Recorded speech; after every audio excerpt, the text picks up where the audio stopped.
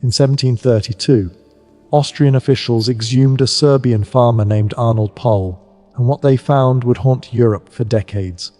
His body hadn't decayed. Blood pooled at his lips, and when they drove a stake through his chest, witnesses swore the corpse screamed. This wasn't fiction. This was an official military report that sparked a vampire panic so intense it nearly collapsed entire economies. Tonight, we're digging up the real ancient vampire beliefs that made our ancestors sleep with garlic under their pillows, and you might want to keep the lights on for this one. If you're fascinated by the dark corners of history, hit that subscribe button, because we're going deep into humanity's oldest nightmares. The dirt-caked shovel hit something solid just beneath the surface of the Polish cemetery, and what archaeologists uncovered in that moment would send ripples through the academic world and capture headlines across the globe. It was 2022, and the team working near the village of Upyr in northern Poland had just exposed a skeleton that told a story of terror, desperation, and belief so powerful they compelled ordinary people to do extraordinary things to the dead. The body belonged to a young woman, perhaps in her 20s, when she died sometime in the 17th century. But this wasn't a normal burial. A sickle had been deliberately placed across her throat, its curved blade positioned so that any movement, any attempt to rise from the grave, would result in decapitation. A padlock hung from the big toe of her left foot, a symbolic shackling to prevent her return to the world of the living. This woman, whoever she was in life, had been buried as a vampire. This Polish discovery represents just one thread in a vast tapestry of archaeological evidence that reveals how deeply vampire beliefs penetrated European consciousness for centuries. These aren't legends passed down through oral tradition or embellished folktales recorded by monks with creative flourishes. These are physical graves, scattered across the continent, each one a frozen moment of genuine terror preserved in soil and bone. When you stand at the edge of these excavations and look down at skeletons pinned with iron stakes, weighted with stones, or arranged in positions meant to confuse and contain the dead, you're witnessing the archaeological record of a panic that gripped entire regions. The people who performed these burials weren't characters in Gothic novels. They were farmers, laborers, village elders, and grieving family members who believed with absolute certainty that the dead could return to prey upon the living.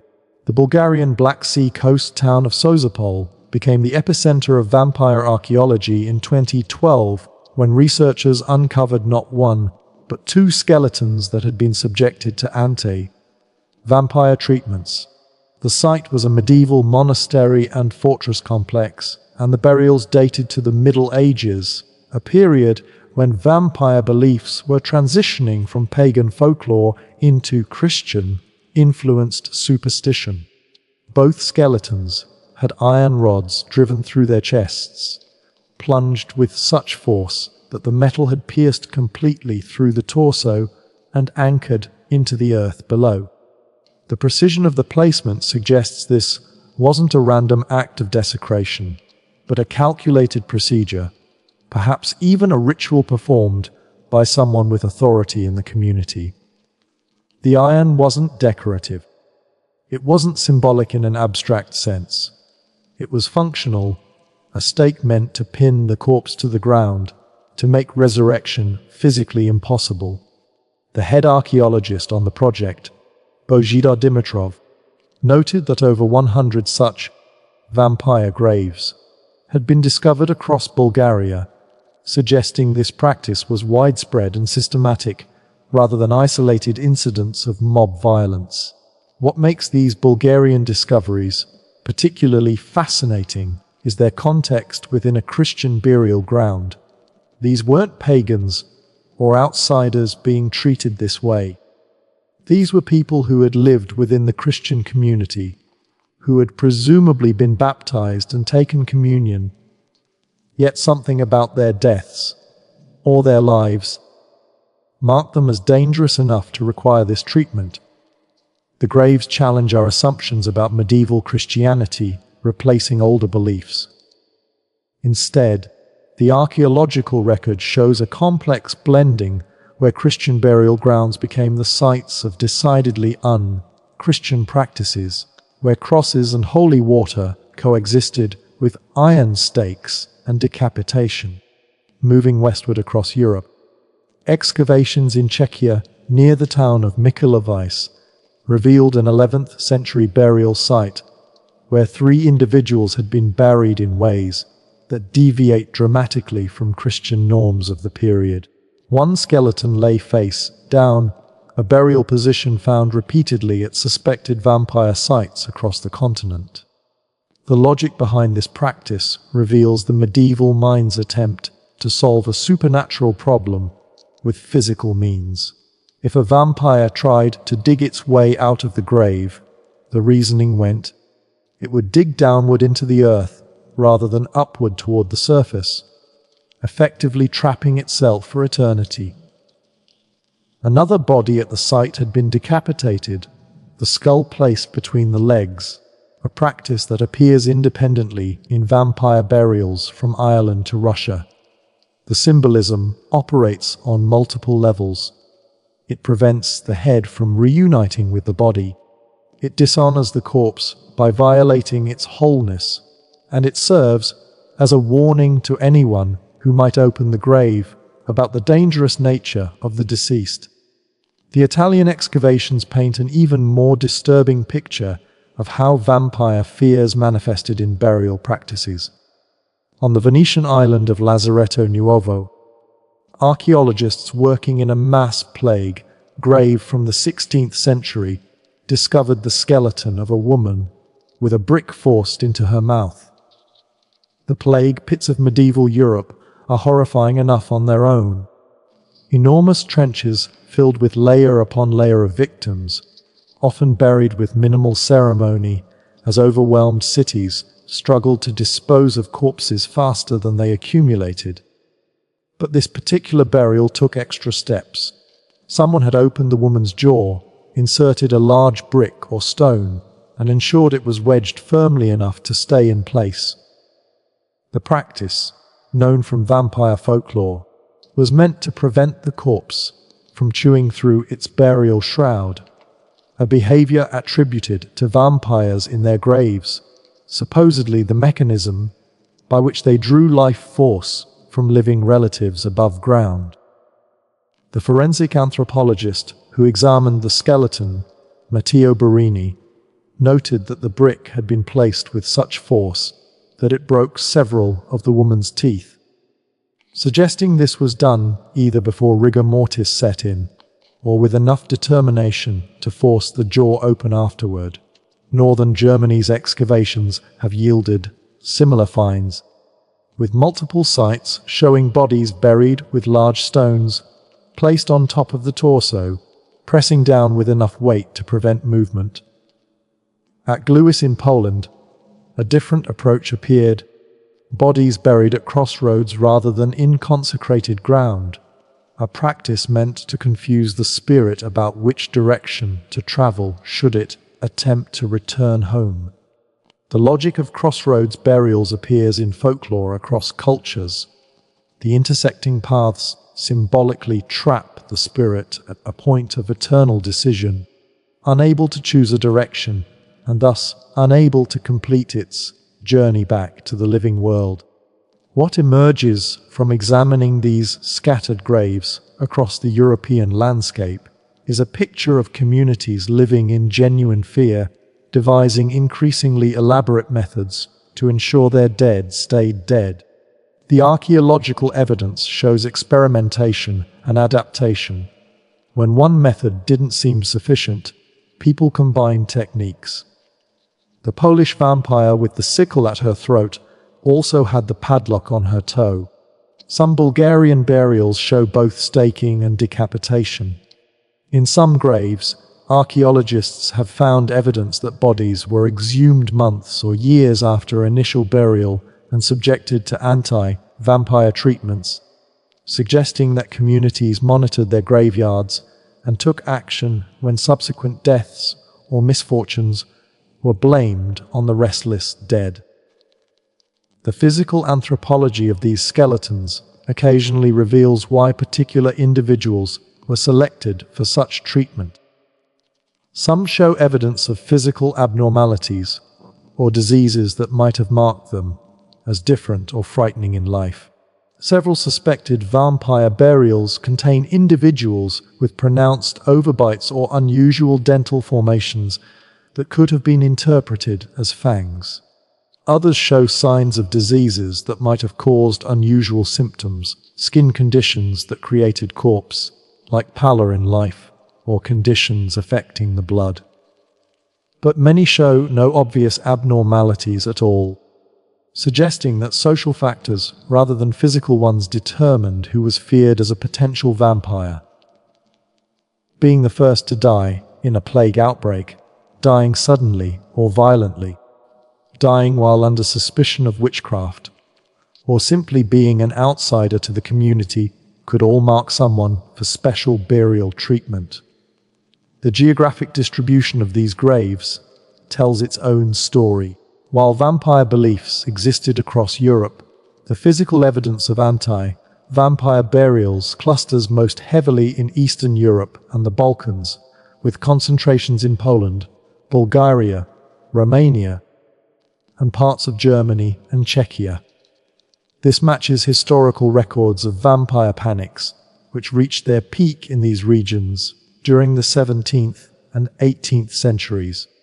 Western European vampire beliefs tended to be more abstract or literary by this period, while in the East, they remained viscerally real enough to motivate grave desecration on a significant scale. Dating these burials has revealed something unexpected. The practice didn't decline steadily over time as rationalism and scientific thinking spread through Europe. Instead, anti-vampire burials actually increased in frequency during the 17th and 18th centuries, coinciding with both plague outbreaks and the period of intense witch hunting. The combination of catastrophic disease, religious upheaval from the Reformation and counter-Reformation, and general social instability seems to have intensified, rather than diminished, supernatural beliefs. Communities under extreme stress reached for traditional protective measures with renewed fervor. The preservation of these burials owes much to the very permanence of the measures taken. Iron stakes don't decompose. Stone weights remain in place for centuries. The physical brutality of these burials created durable archaeological signatures that normal Christian burials simply don't have. In some cases, entire sections of cemeteries show clusters of deviant burials, suggesting either a particular period of vampire panic in that community, or that certain areas were designated specifically for dangerous dead. Modern excavation techniques have allowed researchers to reconstruct the burial process itself. Soil analysis shows whether graves were dug all at once or reopened later. Microscopic examination of bones can reveal whether decapitation occurred perimortem or post-mortem, whether stakes were driven through fresh corpses or bodies already in advanced decomposition. These details matter because they reveal whether communities were taking preventative measures against people they suspected might become vampires, or whether they were responding to people already dead and blamed for subsequent misfortunes. The evidence suggests both practices occurred, sometimes in the same cemetery. The human stories behind these skeletons occasionally surface through historical records. Some excavated vampire burials can be connected to documented cases from church or municipal archives. In these rare instances, we can read the contemporary justifications for why a particular individual was treated this way what signs the community interpreted as evidence of vampirism, and what process, if any, was followed before desecrating a corpse. Most often, these records describe a pattern, an unexpected death, followed by subsequent deaths or livestock losses, leading to suspicion falling on the first deceased, culminating in exhumation and the discovery of what seemed like evidence of undeath, a body less decomposed than expected, fluids that looked like fresh blood, a bloated appearance suggesting the corpse had been feeding. The archaeological evidence forces us to confront an uncomfortable reality about our ancestors. These weren't ignorant peasants responding irrationally to natural phenomena they couldn't understand. Many were responding rationally within a worldview that accepted the supernatural as real and physical. If you genuinely believe the dead can return to drain the life from the living, then staking a suspected vampire isn't superstition. It's a reasonable public health measure, analogous to quarantining plague victims or burning infected houses. The logic is consistent even if the underlying premise is false. Every shovelful of dirt that exposes another skeleton with a stake through its ribs or a stone in its mouth adds to our understanding of how widespread and how serious vampire beliefs were across European history. These graves are monuments to fear, to the lengths humans will go to protect themselves from perceived threats, and to the power of belief to motivate extreme actions. They remind us that for most of human history, the line between the living and the dead wasn't as clearly drawn as modern science has made it, and that the night held terrors we can barely imagine from our electrically lit, rationally explained modern world. Imagine being a 17th century farmer tasked with opening your neighbor's grave 6 weeks after burial because 3 children in the village have died since he was laid to rest. You pry open the wooden coffin lid, perhaps by torchlight in the dim hours before dawn, and what you see stops your heart. The man you helped bury, the man you saw pale and still, and very clearly dead, no longer looks dead at all. His face is flushed, almost ruddy, as if blood flows beneath the skin. His body has swollen to nearly twice its normal size, straining against the burial shroud until the fabric has torn. His mouth hangs open, and around his lips you see what appears unmistakably to be fresh blood. His fingernails look longer than you remember, as if they've continued growing in the grave.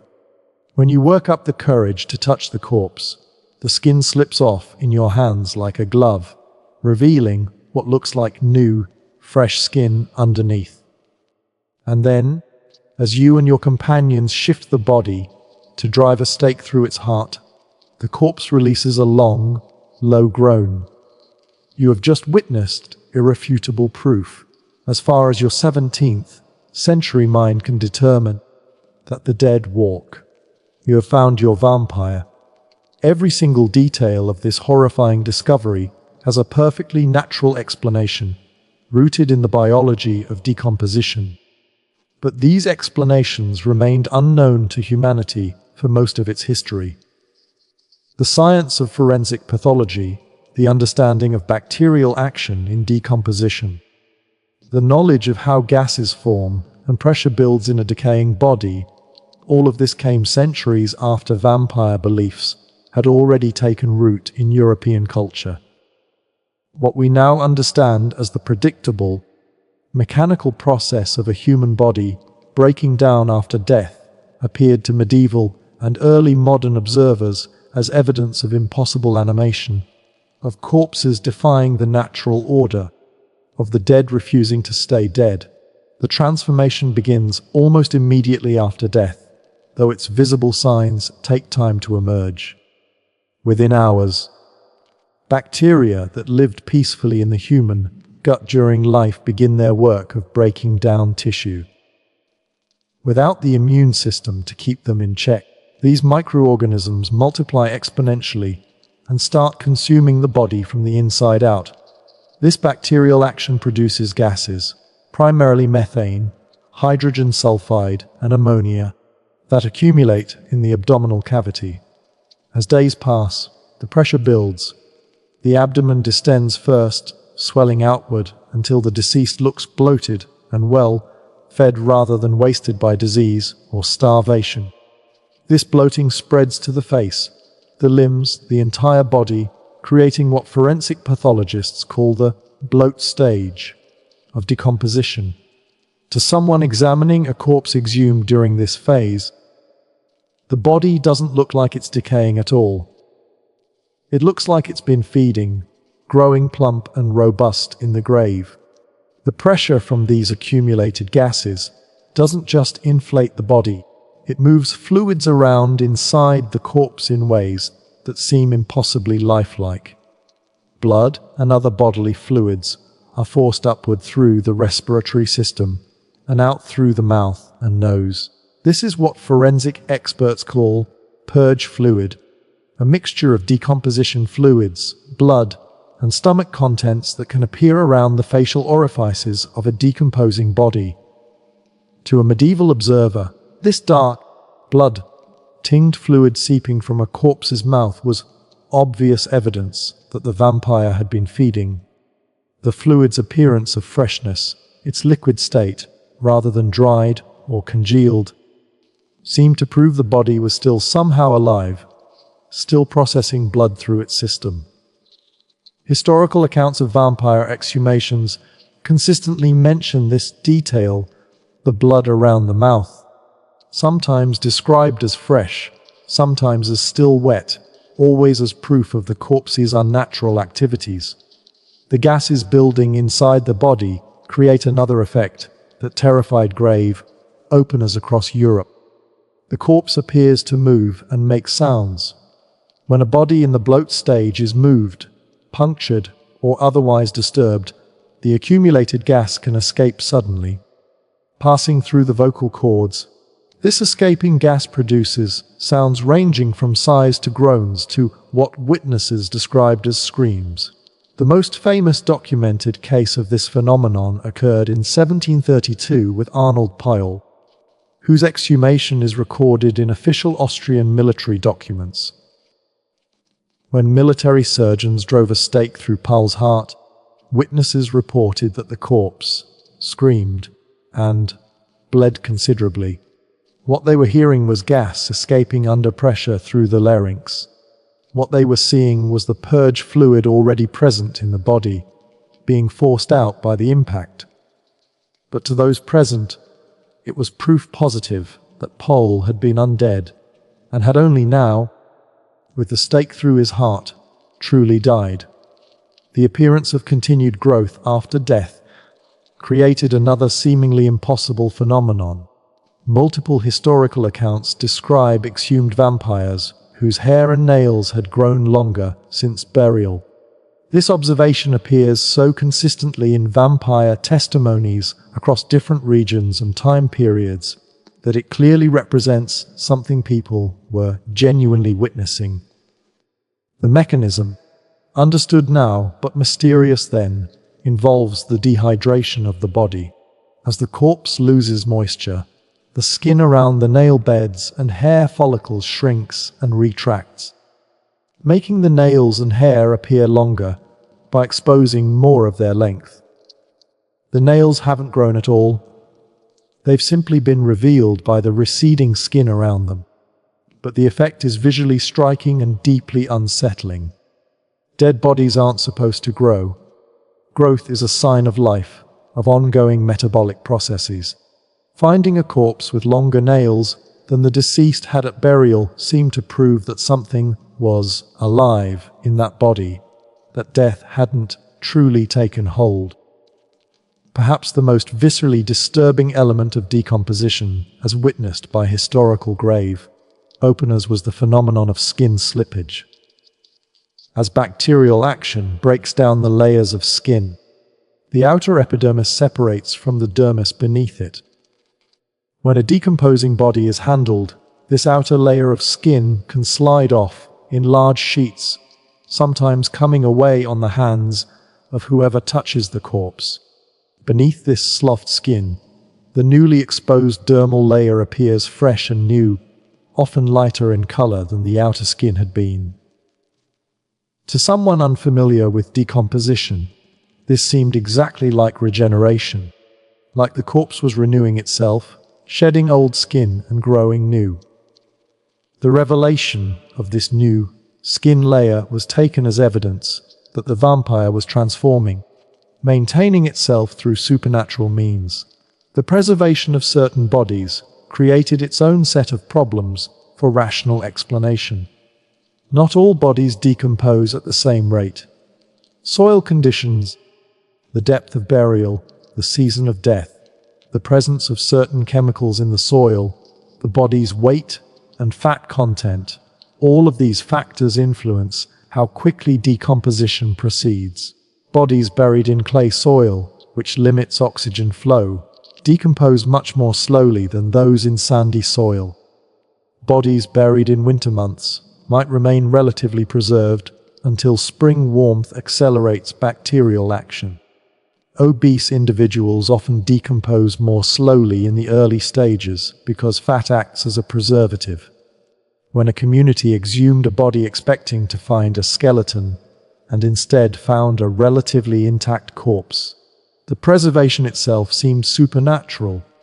Historical records reveal that these exhumations often occurred weeks or months after burial, precisely the time frame when decomposition would be in the bloat stage, but before the body had progressed to skeletonization. The timing was driven by social factors. Suspicions arose after a series of deaths or misfortunes following someone's burial, prompting exhumation once enough evidence of vampirism accumulated. Unknowingly, communities were exhuming bodies at exactly the point when normal decomposition would produce the most vampire-like appearance. The ruddiness that sometimes appears in decomposing corpses added another layer to the illusion of vampiric life. As blood settles in the body after death through the process of livor mortis, it can create darker patches of discoloration. Later, as decomposition progresses, various chemical reactions can produce colors that range from greenish to purple to a flushed reddish tone, especially in the face and extremities, to observers expecting a corpse to be pale and bloodless. This coloration seemed like evidence of blood circulation, of a body maintaining itself through feeding. The contrast between the deceased's pale appearance at death and their ruddy appearance weeks later in the grave could only mean, in the medieval mind, that the corpse had been drinking blood. The flexibility that some corpses retain during certain phases of decomposition also contributed to the vampire illusion. Rigor mortis, the stiffening of muscles after death, is temporary. It typically sets in within a few hours, peaks around 12 hours after death, and then dissipates over the next day or two as the muscle tissue begins to break down. A body exhumed days or weeks after death would have passed through rigor mortis and returned to flexibility. Limbs that could be moved, a jaw that could be opened or closed, fingers that could be manipulated. All of this seemed like evidence that the body retained some measure of animation. The expected image of a corpse was something stiff and rigid, frozen in death. A flexible body seemed to be a body that hadn't fully died. The presence of blood in decomposing bodies particularly vexed those trying to understand whether corpses were truly dead. The human body contains roughly 5 liters of blood, and this blood doesn't simply disappear at death. It settles, it pools, it can remain liquid for varying periods depending on conditions, and it can be moved around the body by decomposition gases and fluids. When vampire hunters cut into suspected vampires, a practice documented in numerous historical accounts, they found blood. Sometimes it flowed from the incision. Sometimes it appeared fresh. Sometimes there seemed to be more blood than a body should naturally contain, though this was likely an illusion created by mixing the blood with other decomposition fluids. This blood was taken as irrefutable proof. Where else could the blood have come from except from victims? How else could there be so much blood except through feeding? The bacterial action that drives decomposition also produces heat, though the temperature increase is modest. A large decomposing body in an enclosed space like a coffin can be measurably warmer than the surrounding soil. Historical accounts occasionally mention that exhumed vampire corpses felt warm to the touch, less cold than the earth around them. This warmth seemed impossible to explain except through some form of animation or supernatural preservation. The medieval understanding of body temperature as a sign of life. People died and went cold. Therefore, cold meant death and warmth meant life, made this detail particularly compelling as evidence of vampirism. The condition of burial clothing added another dimension to the horror of exhumation. As bodies bloated, the expansion tore through shrouds and garments. Seams burst, fabric ripped. Sometimes the clothing was found pushed down around the body, as if the corpse had been struggling against its constraints. To those opening the grave, this appeared to be evidence of violent movement, of attempts to break free. The logical explanation that a swelling body exerted mechanical pressure on fabric until it gave way was not available to people who had no concept of gases building up inside corpses. The sounds that graveyards themselves produced reinforced fears about the dead. Decomposition gases escaping from graves could create bubbling, gurgling, or hissing sounds.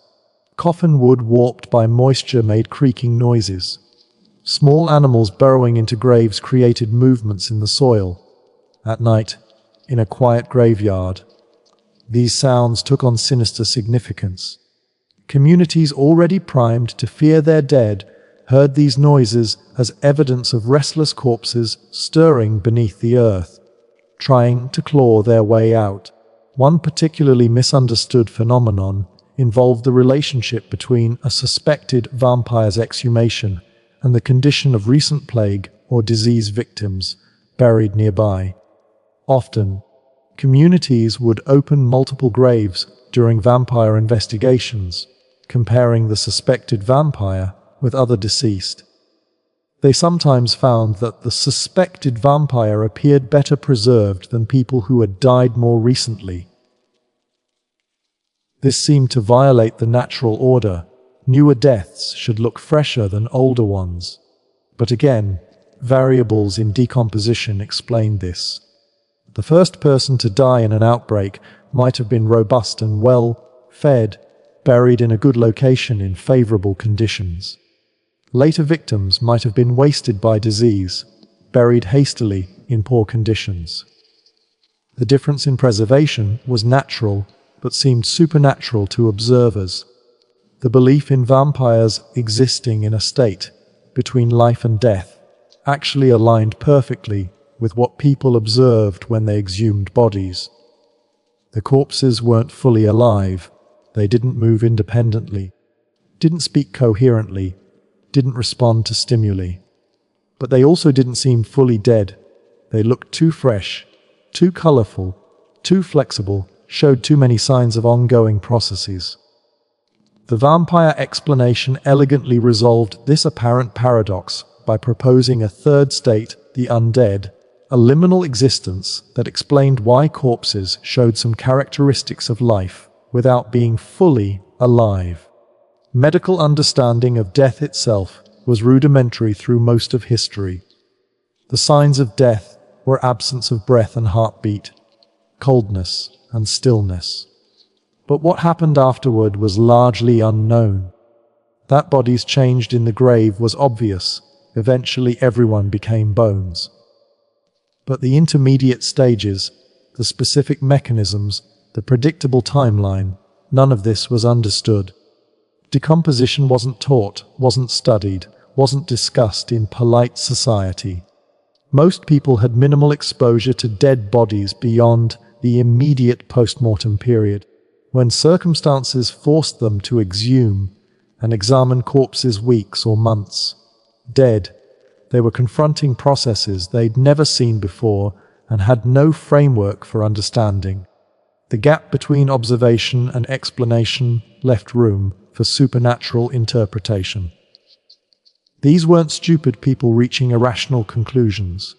They were intelligent people observing real phenomena and constructing explanations that fit within their worldview.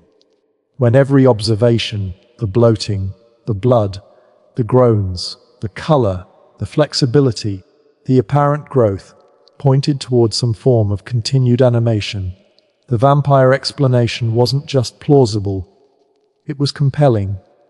It was only with the development of forensic science, microbiology, and systematic study of decomposition that natural explanations emerged. And even then, these explanations took centuries to percolate through society and displace entrenched supernatural beliefs. The Brown family of Exeter, Rhode Island, had already buried 2 members when 19-year-old Mercy Lena Brown fell ill in January of 1892. Her mother, Mary Eliza, had died of consumption 7 years earlier. Her eldest sister, Mary Olive, had followed her mother to the grave just months after. Now Mercy, previously healthy and vibrant, began exhibiting the same terrible symptoms: the persistent cough, the bloody sputum, the progressive weakening, the fever that came and went, the flesh melting away until she looked like a living skeleton. She died on January 17, 1892, in the dead of a Rhode Island winter. Because the ground was frozen solid, her body was temporarily placed in a above-ground receiving tomb in the cemetery, essentially a stone vault where bodies waited for spring thaw and proper burial. 2 months later, her brother Edwin also fell ill with consumption, and something snapped in the community's collective reason. The deaths weren't random misfortune. They weren't simply disease. Mary Eliza was feeding on her children from beyond the grave, draining their life force one by one. And if something wasn't done immediately, Edwin would be the next to die. What happened next was reported in newspapers across America and as far away as Europe. On March 17, 1892, George Brown, the family patriarch, gave permission for his wife and daughters to be exhumed. He didn't believe in vampires himself, but his neighbors were insistent, and his son was dying. What could it hurt?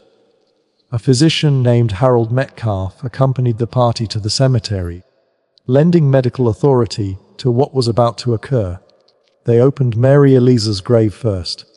After 7 years, her body had decomposed to bones and hair, exactly as expected. Mary Olive's remains showed similar decomposition. She had been dead long enough for nature to take its normal course. But when they opened the receiving tomb and examined Mercy's body, everything changed. She had been dead only 2 months, stored in freezing conditions, and her body showed minimal decomposition. Her skin still had color. Blood was present in her heart and liver. To the assembled crowd, this was proof. Here was the vampire. They removed Mercy's heart and liver, organs that appeared to the untrained eye to contain fresh blood, and burned them on a nearby rock. The ashes were mixed with water, and Edwin was forced to drink the mixture, a cure prescribed by folklore, the idea being that consuming the vampire's remains would break the curse. The Providence Journal reported the event in detail, and the story exploded across the nation's press. The medical establishment reacted with horror and embarrassment. This was 1892, not the Dark Ages. This was New England, the cradle of American education and enlightenment, not some remote Eastern European village. Germ theory was already established. The bacterial cause of tuberculosis had been identified by Robert Koch a full decade earlier, in 1882. Yet here were American citizens, with a physician present, performing a vampire exhumation based on folklore that should have died out centuries ago. But the Mercy Brown case, shocking as it was to urban newspaper readers and medical professionals, wasn't an aberration. It was the visible tip of a much larger phenomenon that had been connecting tuberculosis and vampire beliefs for centuries.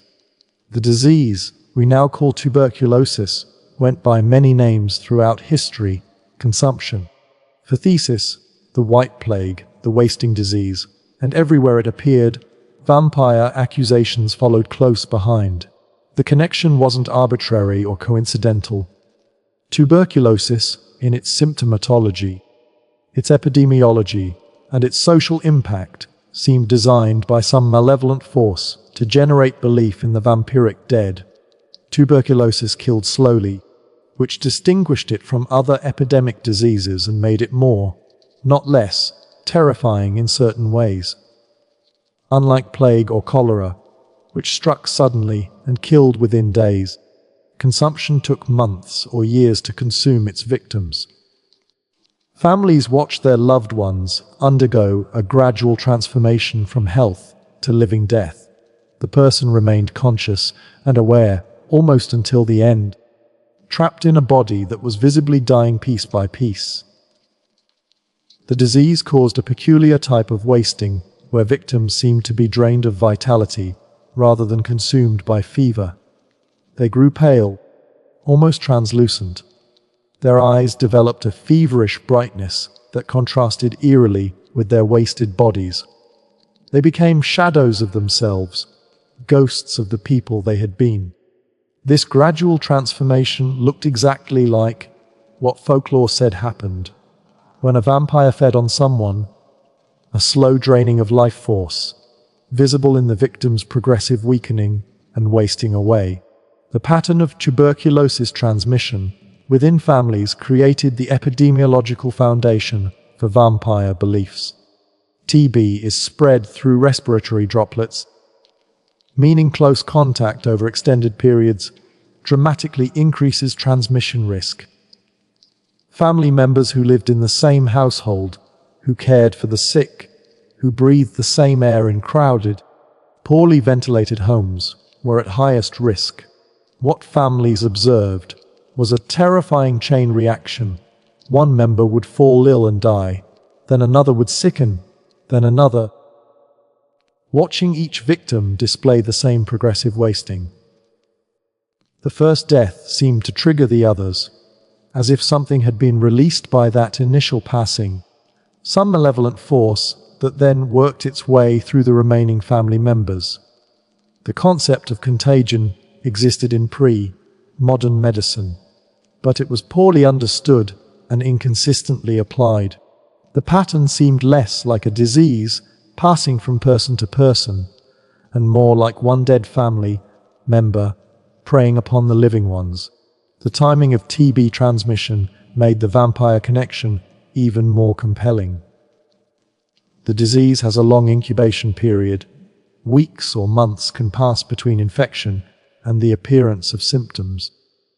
A family might bury a consumption victim, and then weeks later, another family member would fall ill. To observers, the sequence was clear. The first person died, and then from beyond the grave, they began to drain the life from the next victim. The delay between death and the next case of illness seemed to prove that the dead person was the cause. If it had been true contagion in the modern sense, wouldn't everyone exposed have fallen ill at once? The staggered pattern of TB cases in a household appeared to demonstrate that the first to die was actively attacking the survivors, one by one. The symptoms of tuberculosis themselves contributed to the vampire mythology in ways that went beyond simple wasting. TB victims often experienced night sweats so severe they would wake soaked through, as if something had literally drained fluid from their bodies during sleep. They reported vivid, feverish dreams and nightmares. In the final stages, They sometimes experienced episodes of apparent improvement, brief rallies where the patient seemed better, before the final decline. These fluctuations in the disease course looked like the victim resisting and then succumbing again to vampiric attack. The coughing up of blood, a cardinal symptom of pulmonary TB, seemed like evidence that blood was being drawn up from within, that something was consuming them internally. The blood on the handkerchief was visible proof of internal predation. TB's propensity to strike the young added emotional weight to the vampire accusations. While tuberculosis affected all ages, it was particularly devastating to young adults in their teens and 20s, precisely the age cohort that should have been healthiest and most vital. Mercy Brown was 19 when she died. Her sister Mary Olive had been 20. Across New England, similar cases saw multiple young people in a family struck down one after another. Parents watched their children die in sequence, each death seeming to presage the next. The inversion of the natural order, the young dying before the old, demanded explanation beyond simple disease. Something unnatural was at work. The geographic pattern of TB cases reinforced local vampire beliefs. The disease thrived in crowded, poorly ventilated conditions, meaning it hit certain households and certain neighborhoods harder than others. Some families were devastated, while neighbors remained untouched. This clustering seemed to support the idea that something specific to those families, something related to their dead, was causing the illnesses. If it were simply a disease in the modern epidemiological sense, wouldn't it spread more evenly through a community? The concentration of cases made it seem like family-specific curses rather than a contagious disease. The physical examination of TB victims after death added another layer to the vampire connection. Tuberculosis primarily attacks the lungs, but it can also affect other organs.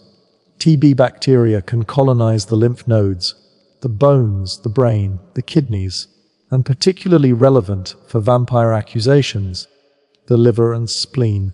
These organs can become enlarged and filled with infected tissue and blood. When a TB victim was exhumed weeks or months after death, these organs might appear full of blood to non-medical examiners, especially if decomposition had been slowed by cold conditions or favorable soil. This internal blood seemed like proof that the corpse had been feeding. Normal bodies shouldn't be full of blood weeks after death, or so the reasoning went. Where else could that blood have come from except from victims? New England in the 18th and 19th centuries experienced devastating waves of tuberculosis. The disease was the leading cause of death in some communities, accounting for up to a quarter of all mortality. In this context, the vampire exhumations that seem so bizarre to modern readers were actually desperate public health measures. Communities faced a disease they couldn't prevent, couldn't cure, and barely understood. The medical establishment offered essentially no help. Doctors could diagnose consumption, but they had no effective treatments. Rest, good nutrition, and fresh air were prescribed, but these made little difference in advanced cases. Into this vacuum of effective medical intervention, traditional practices rushed. If doctors couldn't stop consumption, perhaps the old remedies could. The vampire exhumations related to TB weren't random acts of mob violence. They were often community decisions, sometimes made with the participation of local authorities. The exhumation process followed recognized procedures, determine who the vampire was, exhume the suspected vampire, along with other, recently deceased family members for comparison. Examine the bodies for signs of vampirism, and if evidence was found, destroy the vampire by burning the heart, decapitating the corpse, or taking other preventive measures. This wasn't superstition in the sense of irrational belief. It was a systematic attempt to solve a real problem using the best explanatory framework available. The geographic concentration of TB vampire cases tells its own story. New England had dozens of documented cases from the 18th and 19th centuries. Rhode Island alone has records of multiple vampire exhumations beyond the Brown case. Connecticut, Vermont, and Maine all have documented incidents. These weren't isolated incidents, but represented a regional tradition of responding to consumption deaths this way. The practice had been brought from Europe by early settlers and persisted because it seemed to work, or at least because it gave communities a sense of taking action against an implacable enemy. European records show an even longer history of connecting consumption to vampirism. In Eastern Europe, where vampire beliefs were most deeply entrenched, TB outbreaks were routinely blamed on the undead. Serbian, Romanian, and Bulgarian folklore is filled with stories of consumption vampires, of families destroyed one member at a time by the first to die. The 18th century vampire epidemic that swept through Eastern Europe and prompted official investigations by the Habsburg authorities was partly driven by tuberculosis outbreaks. The detailed reports filed by Austrian military surgeons investigating vampire claims describe cases where families were being consumed in sequence, where the dead appeared to be draining life from the living. Textbook descriptions of TB transmission patterns interpreted through a supernatural lens. One of the most thoroughly documented European cases involved a Serbian farmer named Peter Plagojewicz, whose death in 1725 was followed by 9 additional deaths in the village within a week, an unusually rapid sequence that suggests an acute infectious disease rather than TB, but the response was identical. Villagers insisted Plagojewicz was returning from the grave to throttle and consume his neighbors. When exhumed, his body showed what we now recognize as signs of normal decomposition in the bloat stage, but to 18th century observers it was proof of vampirism. The Habsburg official who investigated, Frombold, dutifully recorded the villagers' claims, the examination findings, and the ultimate destruction of the corpse. The most elaborate vampire examination of the 18th century involved Arnold Pyle, mentioned earlier, whose case became famous throughout Europe after the detailed report filed by Austrian military surgeons was published and distributed. Pyle had died in 1726, and when consumption deaths followed in his village, he was accused of vampirism. The official report described the exhumation in clinical detail, the lack of decomposition, the presence of blood, the flexibility of the body, the groaning sound when staked. Other suspected vampire corpses were exhumed and examined. The entire event was documented with the precision of a medical procedure, complete with multiple official witnesses and sworn testimony. The case file became a reference point for later vampire investigations across Europe. What makes the TB vampire connection particularly persistent was that the vampire remedy sometimes appeared to work. A family experiencing a chain of consumption deaths would exhume and destroy the suspected vampire, and the chain of deaths would stop. The surviving sick family member would sometimes recover.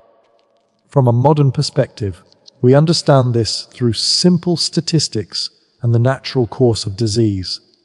TB doesn't kill everyone it infects. Some people's immune systems successfully fight it off. Some cases remain latent and never progress to active disease. In any chain of family deaths, there will eventually be a last case, someone who survives. If vampire destruction occurred before that person died, the ritual appeared to have saved them. If Edwin Brown, who drank his sister's ashes, had recovered instead of dying a few months later, The Mercy Brown case would be remembered as a successful vampire cure rather than an embarrassing episode of superstition. The psychological comfort these rituals provided shouldn't be underestimated. Families watching their members die one after another felt completely helpless in the face of consumption. Medical doctors couldn't help. Prayer seemed ineffective. Why would God allow such suffering? But the vampire explanation offered both an explanation and a solution. The deaths weren't random or meaningless. They were caused by a specific, identifiable threat. And crucially, that threat could be stopped. You could fight back against a vampire. You couldn't fight back against consumption. The ritual of exhumation, examination, and destruction gave families agency in a situation where they had none. They were doing something rather than simply waiting for the next death. This need for agency explains why vampire exhumations persisted so late into the age of scientific medicine. The Mercy Brown case occurred in 1892, but medical science still had no cure for tuberculosis.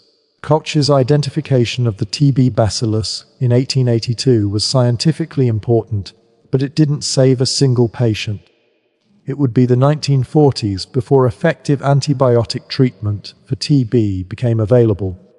For the 60 years between Koch's discovery and the introduction of streptomycin, families still watched their loved ones die of consumption with no effective medical intervention available.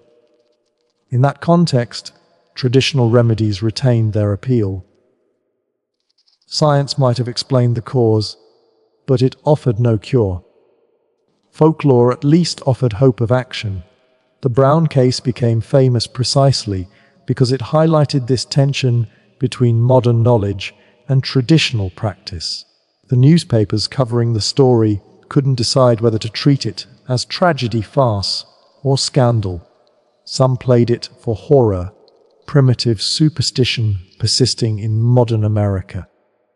Others took a more sympathetic view, noting the desperation of a community faced with a disease that science had explained but couldn't prevent or cure.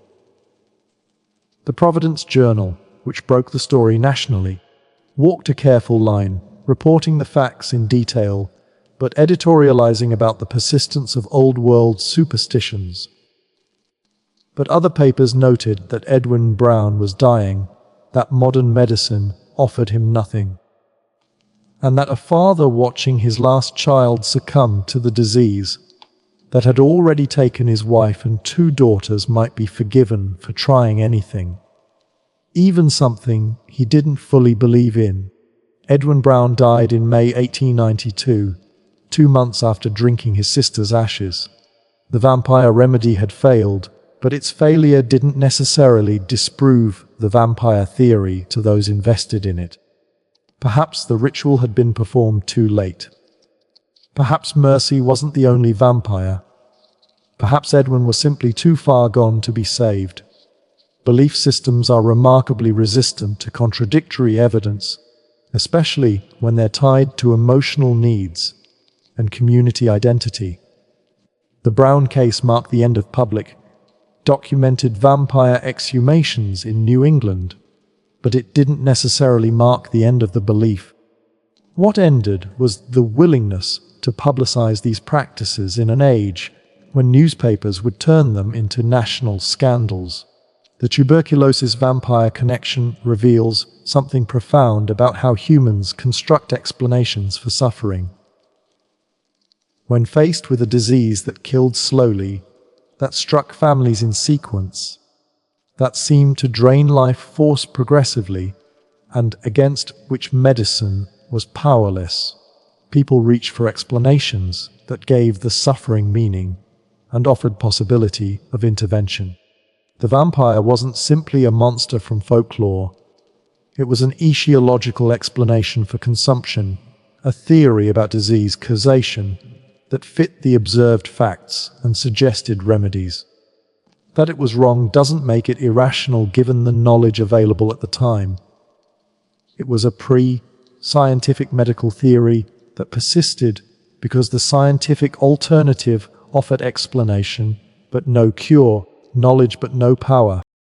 The ancient clay tablets of Mesopotamia, inscribed in cuneiform script over 4,000 years ago, contain some of humanity's earliest written warnings about creatures that drink blood and steal life force from the living.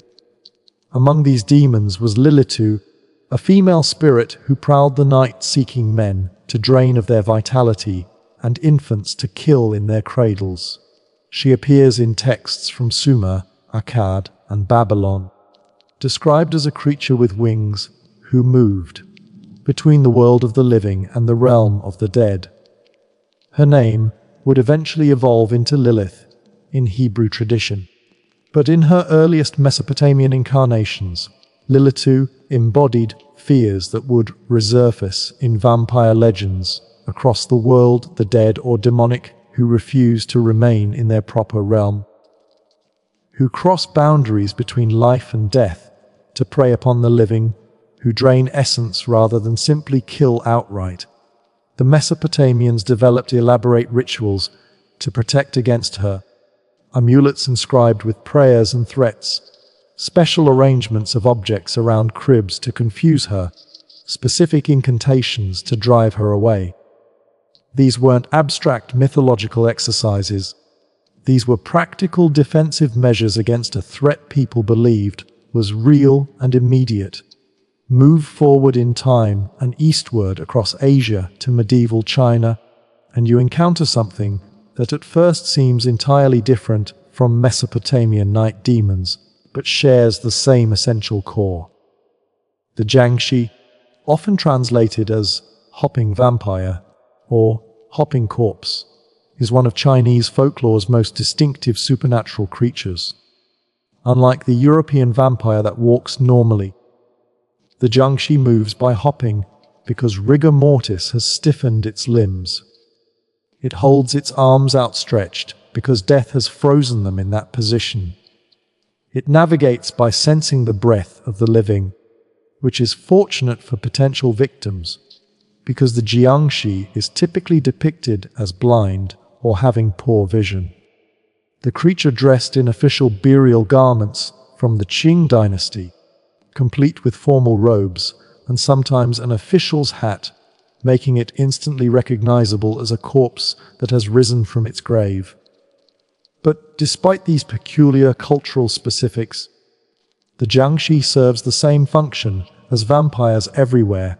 It represents the dead refusing to stay dead, returning to drain life force from the living. The Jiangshi absorbs qi, the vital life energy that Chinese philosophy positioned as the fundamental force animating all living things. A Jiangshi attack left victims weakened, exhausted, drained of their essential vitality, precisely what European vampire victims experienced, described in different philosophical terms. The methods Chinese tradition developed to combat Jiangshi reveal a sophisticated system of belief about death, decomposition, and the supernatural. A Taoist priest could stop a Jiangshi by affixing a special paper talisman to its forehead, effectively freezing it in place. Mirrors repelled Jiangshi because the creature, having no life force of its own, would cast no reflection and thus be confronted with visible proof of its unnatural state. Rice scattered across the floor would compel the Jiangshi to stop and count every grain, a compulsion found in vampire legends worldwide, from Eastern Europe to Asia, suggesting something deep in the human psyche connects the undead with obsessive counting behaviors. The breath of a living person attracted Jiangshi, so holding one's breath could allow a person to hide from the creature. And like European vampires, Jiangshi were created when death occurred improperly, when a person died far from home, and their corpse had to be transported back for burial, when death was violent or occurred under inauspicious circumstances, when burial rites weren't performed correctly, or when a cat jumped over a fresh corpse. Travel westward to the Balkans and Eastern Europe, and you find the Strigoi of Romanian tradition and the Upyr of Slavic folklore. These creatures share a name root, both deriving from Old Slavic words for vampire, but each culture added its own elaborations. The Romanian Strigoi came in two varieties: Strigoi, living witches who possessed supernatural powers and could send their spirits out at night to drain others, and Strigoi mordi, the dead who rose from their graves to feed on their families. A person could become Strigoi through various means: being born with a caul, being the seventh child of the same sex in a family, dying without marriage, dying a violent death, or having a cat or other animal jump over their corpse before burial. The Strigoi could transform into animals, particularly cats, dogs, or insects, allowing them to enter homes despite locked doors.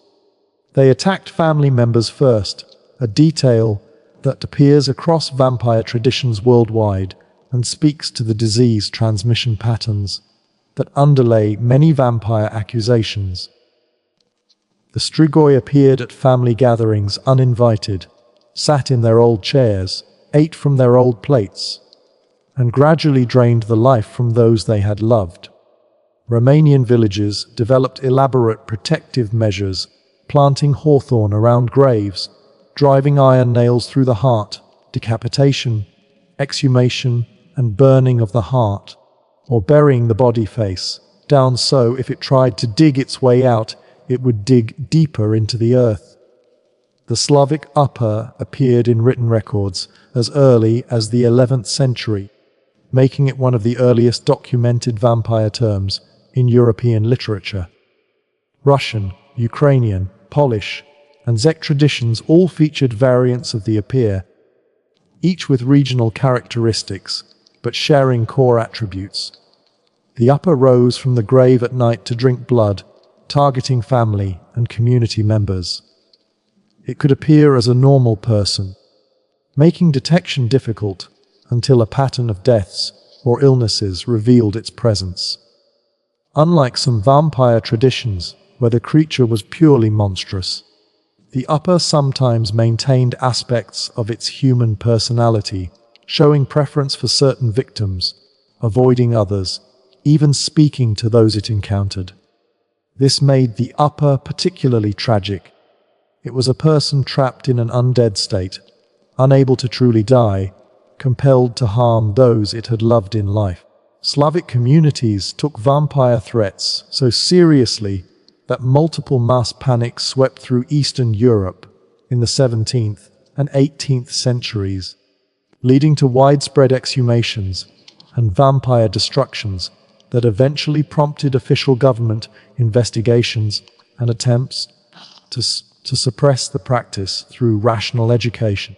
Greek folklore contributed the Vrykolakas, sometimes spelled Vrykolakas or Vrykolakas, depending on regional dialect.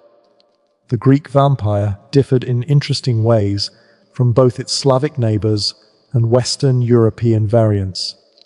The Vrykolakas was traditionally created when someone died while excommunicated from the Orthodox Church, placing them in spiritual limbo, too sinful for heaven, but not judged and assigned to hell, leaving the soul trapped in the corpse.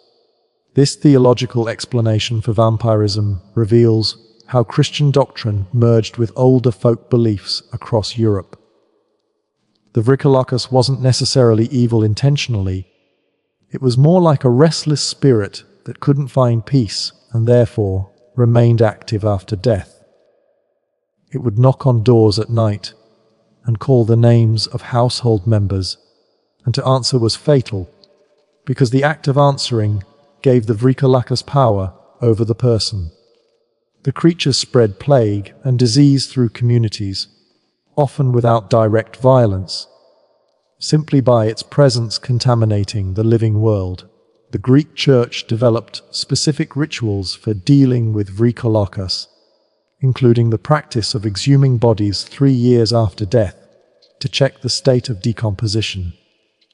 If the body hadn't properly decomposed, and under certain soil conditions, This preservation could occur naturally. It was considered proof of spiritual corruption, and the corpse would be reburied with prayers or, in extreme cases, destroyed. The Philippines contributed the Manananggal and the aswang to the global taxonomy of vampiric creatures, demonstrating that the phenomenon extended beyond Europe and Asia into Southeast Asian island cultures. The Manananggal appeared as a woman who could detach her upper body from her lower half, growing bat-like wings to fly through the night in search of prey. She particularly targeted pregnant women, using an elongated proboscis, like tongue, to feed on fetuses through the mother's navel. The aswang was a shape-shifting creature that appeared human by day, but transformed at night to feed on blood, viscera, or life force. Both creatures reveal how vampire myths merged with concerns about pregnancy, childbirth, and infant mortality, areas where pre-modern medicine was largely helpless and mysterious deaths were common. Filipino villages developed elaborate protective measures involving garlic, salt, and religious items, and maintained vigilance during pregnancy and immediately after childbirth when vulnerability was highest. West Africa's ads from the folklore of the people of Togo and Ghana represented vampiric concepts in a different cultural context. The adzi was a vampiric being that could take the form of a firefly, making it nearly impossible to defend against, because how does one bar entry to an insect that can slip through the smallest crack? The adzi fed on blood, particularly targeting children, and could possess living people, turning them into witches who served the creature's hunger. The luminescence associated with the ads, the firefly form, connects to reports from many cultures of strange lights in graveyards or following those who would soon die, suggesting that observations of natural phenomena like bioluminescent fungi or marsh gas contributed to vampire beliefs across different cultures. The Malaysian and Indonesian regions contributed the Penanggalan, one of the most viscerally horrifying vampire variants in world folklore. The Penanggalan appeared as a detached female head with entrails hanging below it, flying through the night in search of blood. According to legend, these creatures were created when women engaged in certain religious practices or black magic rituals that went wrong, causing their heads to detach and seek sustenance. The Penanggalan particularly targeted pregnant women and newborns, drinking blood and causing deaths that would have been attributed to infection, complications of pregnancy, or postpartum hemorrhage. Villages in Malaysia and Indonesia developed protective measures, including thorny branches placed around homes to catch the trailing entrails of the Penanggalan, and vinegar left in barrels outside. The creature supposedly needed to soak its entrails to shrink them enough to reunite head and body before dawn. India's diverse regional folklore included multiple vampiric entities, with the Vetala being among the most prominent. The Vetala inhabited corpses, animating dead bodies to hang upside down from trees like bats. Unlike many vampire traditions where the creature was inherently evil, the Vetala possessed knowledge and intelligence, understanding the past, present, and future.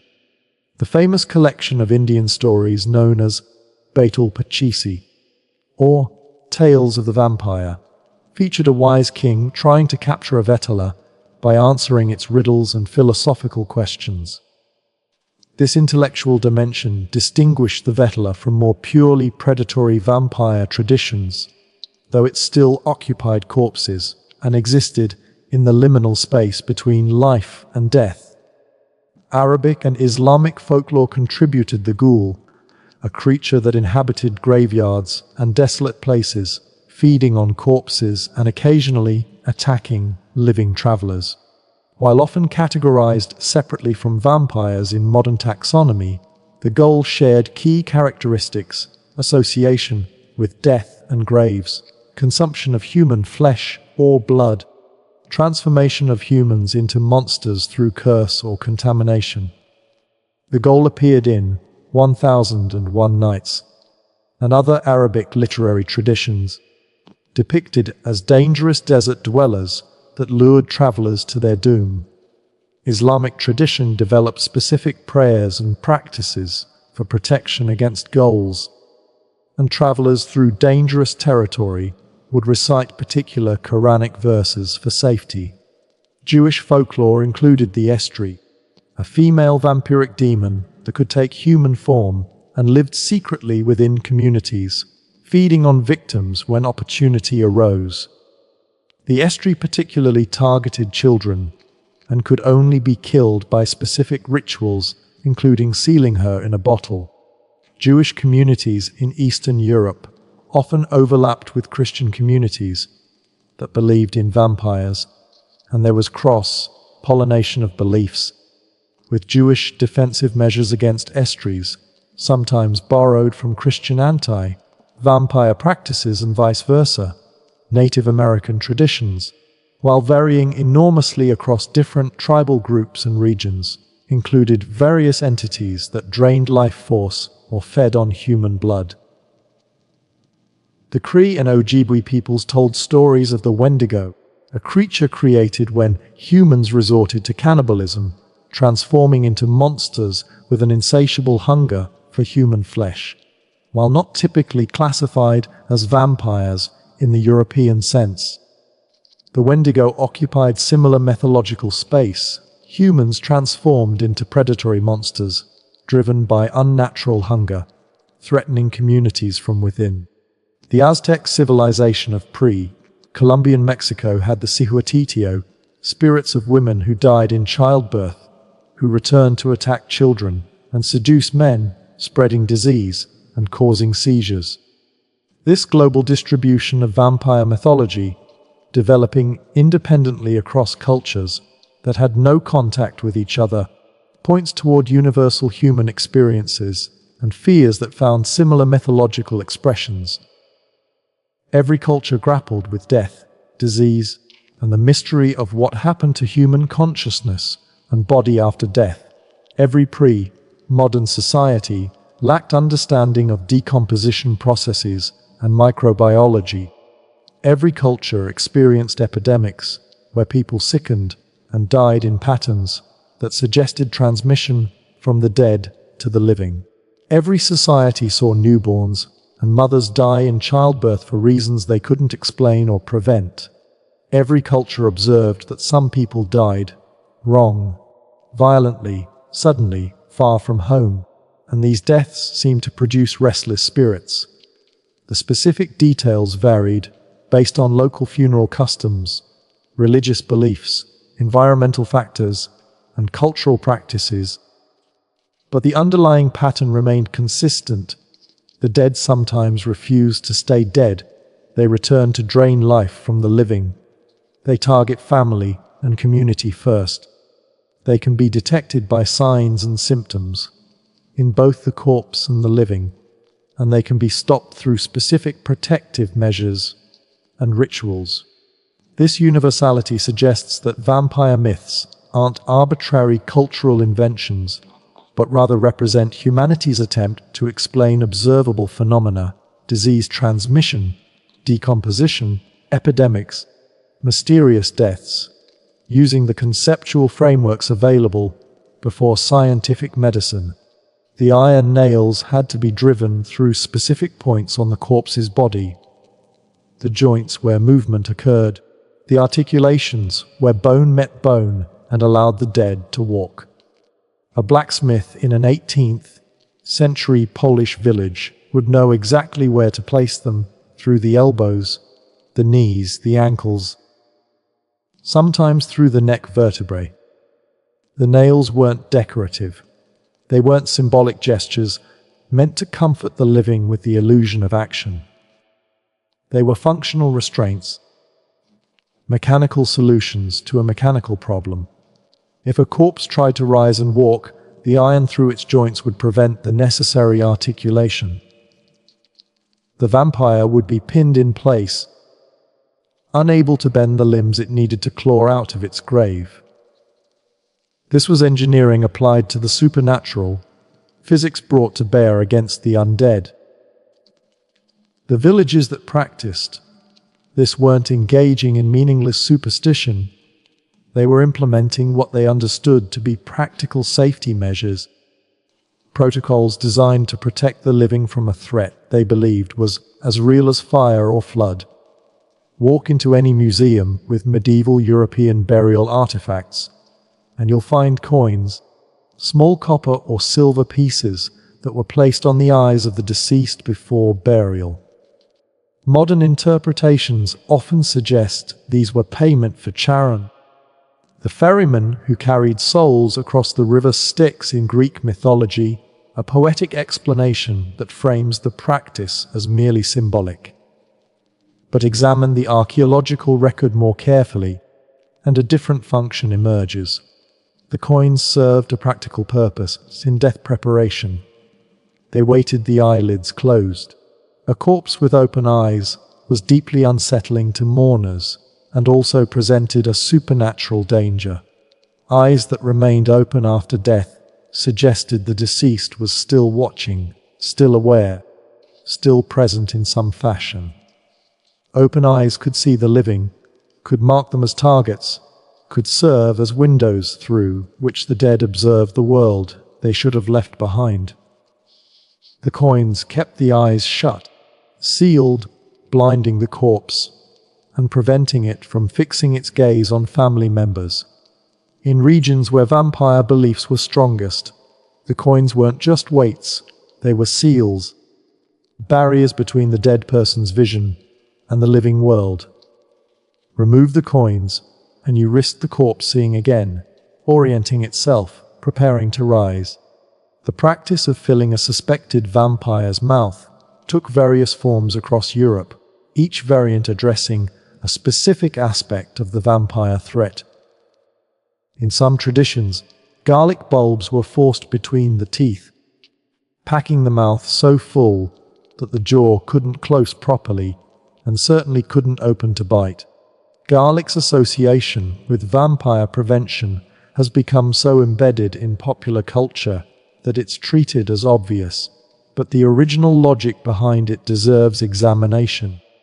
Garlic has powerful antimicrobial properties, a fact modern science has confirmed, but that modern peoples understood through observation and practice.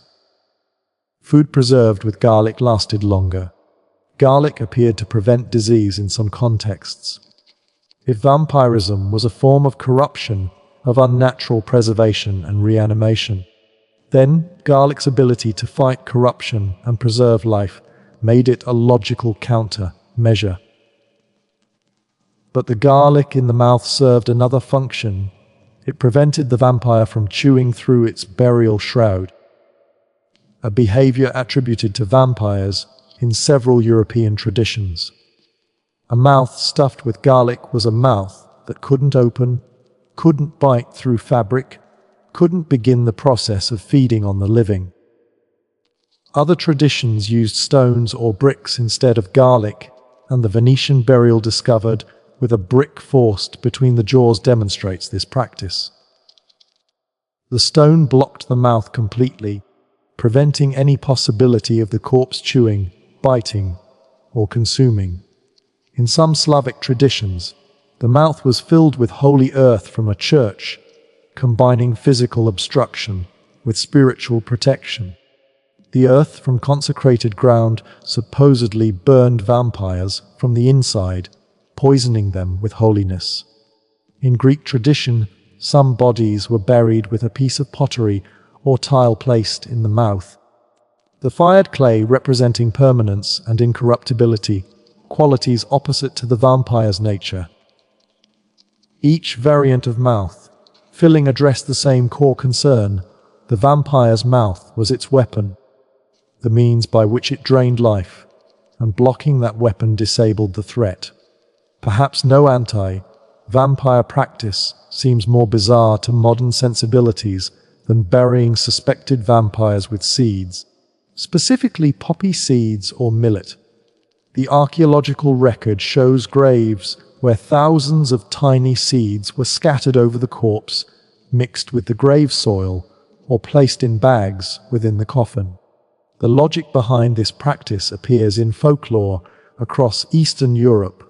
With remarkable consistency, vampires were compelled to count things. Before a vampire could leave its grave to attack the living, it had to count every seed in its grave. Given that a single poppy pod contains hundreds of seeds, and graves were often prepared with multiple pounds of seeds, the counting task was essentially infinite. The vampire would spend all night attempting to count, and dawn would arrive before the task was complete, forcing the creature back into death for another day. This counting compulsion appears in vampire traditions worldwide, from China to Romania to South America, suggesting it reflects something deeper than arbitrary folklore. The psychological roots of the counting compulsion likely relate to obsessive behaviors observed in mentally ill or neurodivergent individuals who couldn't control compulsive counting, and who thus seemed different, potentially supernatural. But the practical application was clear: seeds provided a defense that required no violence, no desecration of the corpse, just a scattering of tiny objects that would trap the vampire in an endless task. Some villages enhanced this protection by drilling holes in the coffin lid, allowing the seeds to spill into the grave slowly, meaning the vampire would have to count while the total number kept changing, an impossible mathematical task that guaranteed permanent containment. The positioning of agricultural implements in graves reveals how thoroughly communities thought through the mechanics of vampiric resurrection. A scythe, the long curved blade used for harvesting grain, was positioned across the vampire's neck or chest in such a way that any upward movement would drive the blade into the corpse's throat. This was a passive defense system, a mechanical trap that required no human intervention. If the vampire remained still, it remained unharmed. But the moment it tried to sit up, the motion would press its neck against the blade's edge, resulting in decapitation. Archaeologists have found graves where scythes were carefully positioned and weighted with stones to ensure the blade had sufficient pressure. The scythe's symbolism added another layer. This was the tool that cut down the harvest, that severed living plants from their roots, that represented death itself.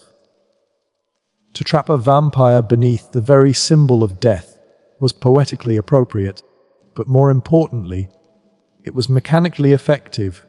Iron appeared repeatedly in anti-vampire measures across European traditions, and not just in the form of nails through joints. Iron bands might be wrapped around a coffin, iron locks secured on the lid, iron chains wound around the corpse's body. The belief that iron repelled or harmed supernatural creatures appears in folklore worldwide and predates vampire traditions specifically. Iron represented human mastery over nature, the ability to extract metal from earth, to forge it with fire, to create tools and weapons that extended human capabilities. Iron was the metal of progress, of civilization, of human power. Against supernatural forces that represented chaos, corruption, and the violation of natural laws, iron stood as humanity's answer. But iron also served practical purposes in burial. It was heavy. It didn't decay. It provided permanent physical constraints that wouldn't rot away like rope or deteriorate like wood. Some traditions drove iron stakes through the corpse before burial, preemptive staking, rather than waiting to exhume and stake after vampire activity was suspected. The stake through the heart is the most famous anti-vampire measure, but historical records show stakes driven through various body parts depending on regional tradition. Some drove stakes through the stomach, believing this was where the vampire stored blood it had consumed. Others drove stakes through the mouth, pinning the tongue and preventing speech or biting. Some drove the stake through the groin, targeting the vampire's supposed sexual predation. The Bulgarian vampire burials show iron rods driven completely through the torso, anchoring the body to the earth beneath with such force that excavation centuries later found the iron still in place, still pinning the skeleton to the grave floor. The practice of burying suspected vampires face down appears across Europe and Asia with remarkable consistency. The logic was elegant in its simplicity. If a vampire woke and tried to dig its way out, it would dig downward into the earth rather than upward toward the surface, effectively burying itself deeper with every effort to escape. This practice required no special materials, no iron or silver or expensive components. It was a free protection measure available to the poorest communities. Excavations have revealed entire cemeteries where certain individuals, those who died under suspicious circumstances or during plague outbreaks, were systematically buried face down while others received normal burial. The archaeological pattern reveals that this wasn't random, but represented community decisions about who posed a vampire threat. Burial at crossroads constituted another spatial solution to the vampire problem. A crossroads represented a point of confusion, a place where travelers lost their way, where directions became ambiguous. The belief was that a vampire buried at a crossroads would be unable to orient itself, unable to determine which road led back to its home and family. The creature would wander in circles, trapped by its own confusion. Additionally, crossroads were liminal spaces, neither here nor there, belonging to no single direction, existing at the intersection of possibilities. They were appropriate places for liminal beings like vampires who existed between life and death. English law even required the burial of suicides at crossroads until the practice was banned in 1823, reflecting the belief that those who died by their own hand occupied an ambiguous moral and spiritual state that required special burial considerations. Staking the vampire through the heart is famous, but a related practice involved driving a wooden stake through the shadow of a suspected vampire. In regions where vampire beliefs were especially strong, people believed the vampire's shadow had substance and power, that it preceded the vampire's physical manifestation. By staking the shadow to the ground, typically during daylight hours when the vampire was corporeal but dormant, you prevented the vampire from moving when night fell. This practice reflects a sophisticated understanding of vampirism as involving both physical and spiritual components that could be separated and attacked individually. The use of religious items in anti-vampire measures blended Christian practice with older pagan traditions. Crosses placed in coffins, holy water sprinkled on graves, burial in consecrated ground, prayers and masses said for the deceased. All of these represented official church responses to death. But they were supplemented by older practices. Hawthorn stakes, because the crown of thorns was supposedly made from hawthorn. Wild rose branches, because their thorns would catch and hold a vampire trying to leave its grave. Salt scattered around the grave, because salt represented purity and preservation. The church often tried to suppress these non-Christian practices, but communities integrated them into Christian ritual, creating hybrid protective systems that drew on multiple traditions simultaneously. Some traditions required that a virgin boy or a white horse walk over the graves in a cemetery to identify which contained vampires. The graves over which the horse refused to walk, or where the virgin sensed evil, were marked for exhumation and examination. This practice represented an early form of forensic investigation. using living beings supposedly sensitive to supernatural presence to diagnose which corpses posed threats. Once identified, these graves would be opened and the bodies subjected to examination for signs of vampirism, lack of decomposition, presence of blood, flexible limbs, and then treated accordingly. The elaborate nature of these preventative measures reveals how seriously communities took the vampire threat. These weren't minor superstitions practiced half-heartedly. They were comprehensive defensive systems that required community coordination, resource investment, and sustained effort. The iron had to be forged, the seeds gathered, the scythes positioned, the holes drilled, the rituals performed correctly. Failure to properly implement these measures was believed to have catastrophic consequences. Not just one death, but chains of deaths as the vampire worked through family and community members. The protocols were transmitted across generations as essential survival knowledge, taught to children alongside other practical skills like farming techniques or food preservation. An 18th century Eastern European villager would have learned the signs of vampirism, the proper burial procedures, and the defensive measures as thoroughly as a modern child learns fire safety or traffic rules. These were life-saving protocols, survival skills for navigating a world where death wasn't the end, and where the recently deceased posed ongoing threats to the living. That the threat was imaginary doesn't make the protocols meaningless. They represented humanity's best efforts to protect itself using the knowledge and conceptual frameworks available at the time. The village of Kisilova in Serbia gathered its elders and officials on a cold January day in 1725, barely 2 months after Peter Plagojewicz had been buried in the local cemetery.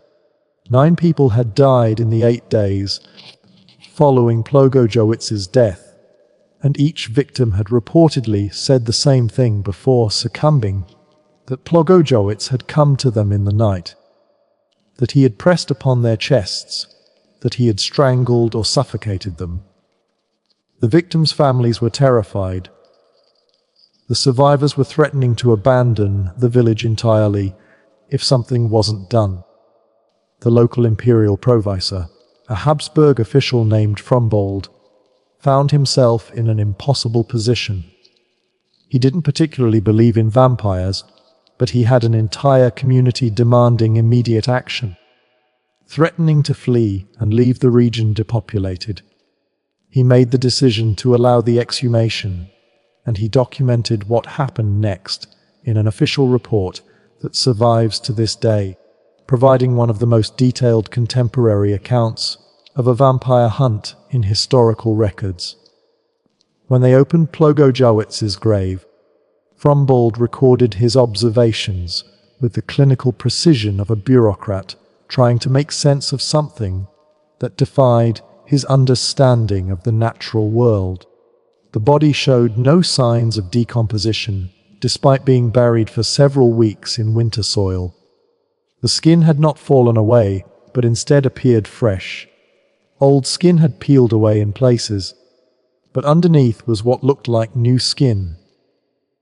The fingernails and toenails had fallen off, but new ones appeared to have grown underneath. The hair and beard seemed longer than at burial. Most disturbing to the witnesses, Plagojewicz's mouth was smeared with fresh blood. The villagers needed no further proof.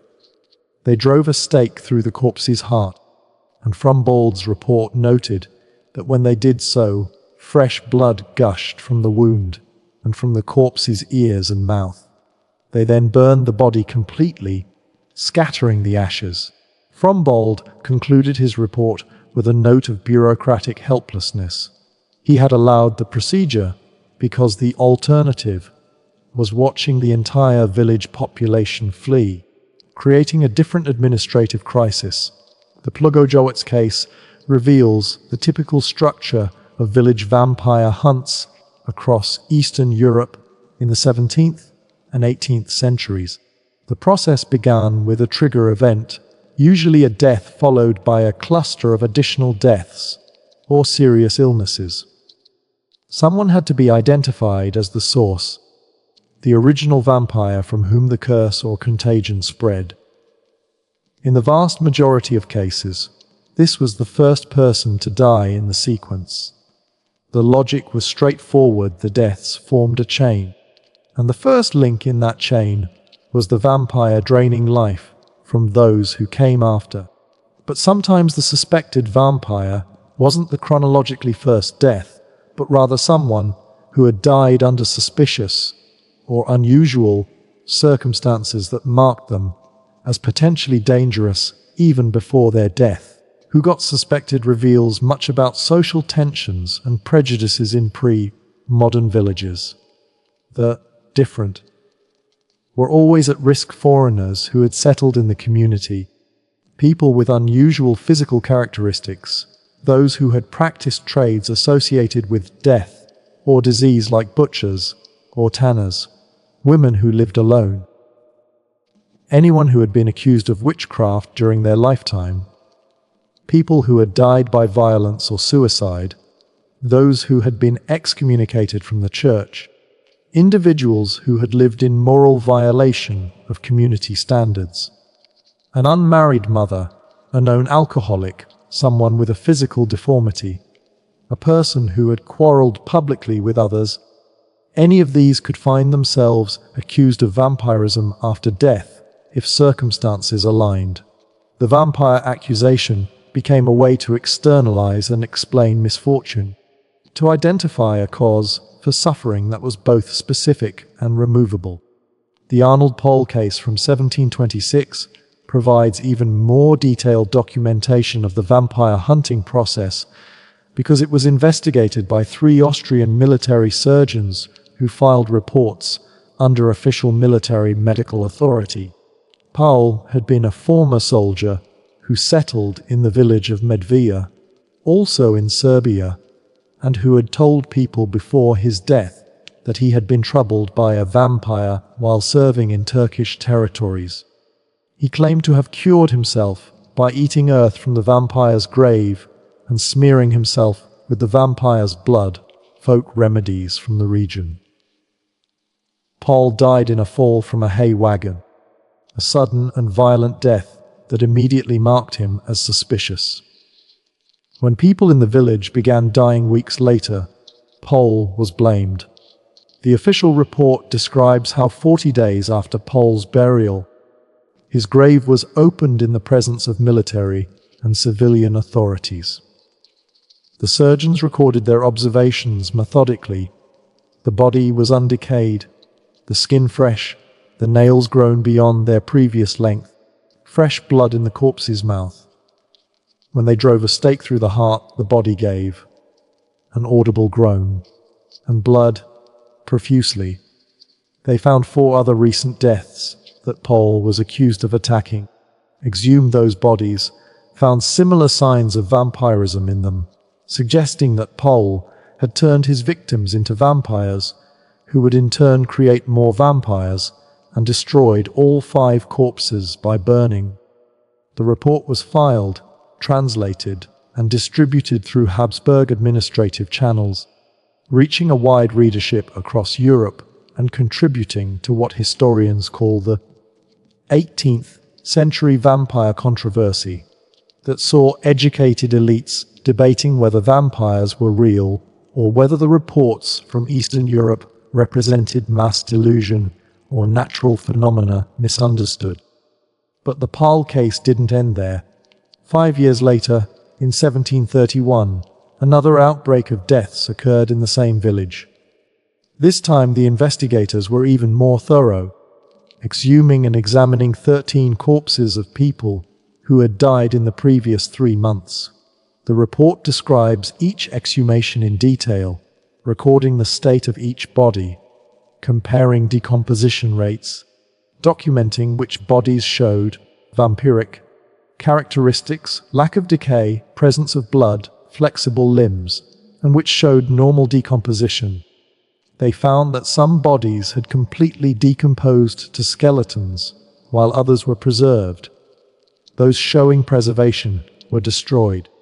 The report theorized that these newly created vampires had been infected by eating meat from cattle that had been attacked by earlier vampires, particularly by Pyle himself 5 years previous.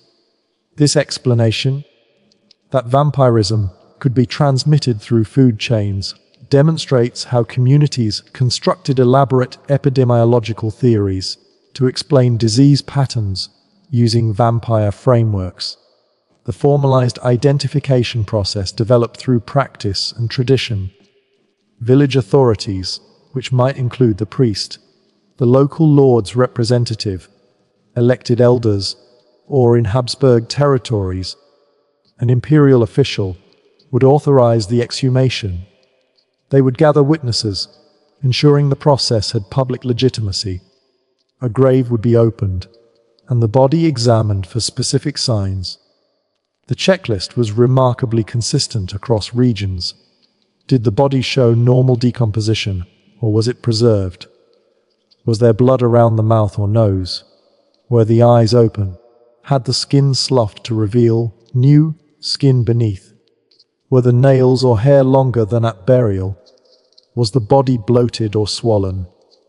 Did the body appear to have moved in the coffin? Had the shroud been disturbed or torn? Were there sounds when the body was moved or punctured? Each yes answer to these questions increased certainty that a vampire had been found. But the process wasn't entirely objective. Pre-existing suspicions influenced interpretation.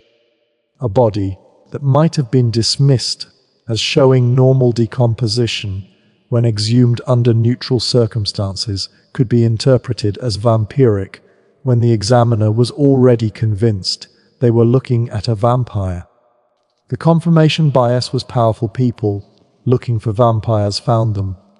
Once a vampire was identified, the destruction ritual followed established patterns. The most common method was staking through the heart, which was believed to pin the vampire permanently and also to release whatever animated it. The stake had to be wooden. Specific woods were preferred in different regions, with hawthorn, ash, and oak being common choices, and it had to be driven through in a single blow if possible. Multiple strikes suggested hesitation or weakness that might allow the vampire to resist. After staking, decapitation was common, physically separating the head from the body so it couldn't reanimate. The head might be placed between the legs, buried separately, or positioned face down. In cases where vampire infection was believed to be particularly virulent, or where the vampire was thought to be especially powerful, burning was employed. Sometimes just the heart was removed and burned. Sometimes the entire corpse was cremated. The ashes might be scattered, buried at a crossroads, thrown into running water, or disposed of in other ways that prevented reassembly. Documentation from German-speaking territories in the 18th century shows that vampire hunts sometimes became formalized enough to follow legal procedures. Courts would hear testimony about who had died, in what order, what symptoms they showed, what they said before death. Witnesses would testify to seeing apparitions or experiencing attacks. Experts, usually older villagers with knowledge of traditional practices, would explain how to identify vampires and how to destroy them properly. The court would issue an order for exhumation, appoint officials to supervise, and require a report on findings.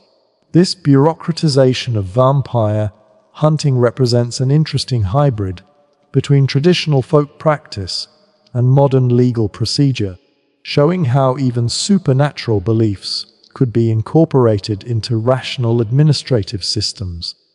The testimony from these proceedings provides chilling insights into how people experienced and interpreted illness and death. A woman in Prussian territories testified in 1725 that her husband had died suddenly, and afterward she felt a great weight on her chest every night. and saw her husband's form in her room. She grew progressively weaker, couldn't eat, couldn't sleep except in daylight hours.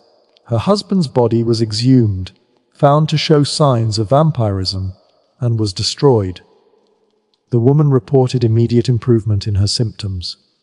From a modern perspective, we recognize sleep paralysis, grief-induced depression, and the psychosomatic effects of belief. But to an 18th century court, this was eyewitness testimony to vampiric attack, and the woman's recovery after the corpse's destruction proved the vampire theory correct. Children's testimony appears in several recorded cases, describing nighttime visitations by deceased family members or neighbors. A child in Hungary testified that their dead mother came to their bedside 3 nights in a row, sitting on the edge of the bed, touching their face, and afterward the child felt cold and weak. Other children in the house reported similar experiences. The mother's body was exhumed, found preserved beyond expectations, and destroyed.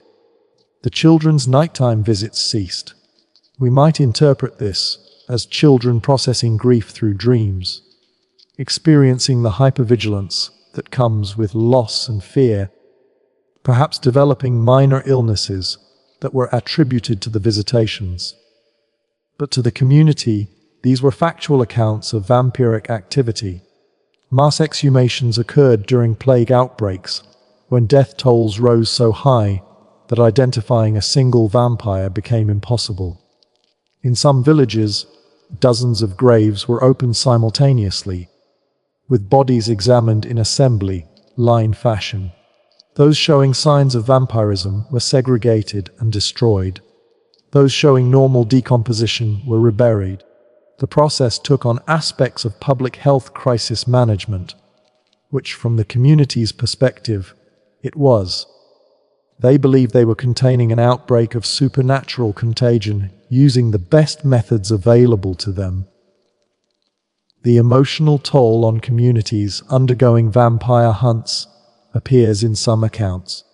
People were forced to witness the exhumation and destruction of loved ones, to see parents or children or spouses reduced to staked corpses or burned ash. The trauma was compounded by belief. You weren't just destroying a body, you were destroying something that had been feeding on your family, something that looked like your loved one, but had been transformed into a predatory monster. The grief was complicated by fear and by anger at the betrayal of the dead person continuing to exist in a harmful form. Some individuals resisted vampire accusations against their family members. They argued that the deceased couldn't possibly be a vampire, that the deaths were coincidental, that other explanations existed. But social pressure was enormous.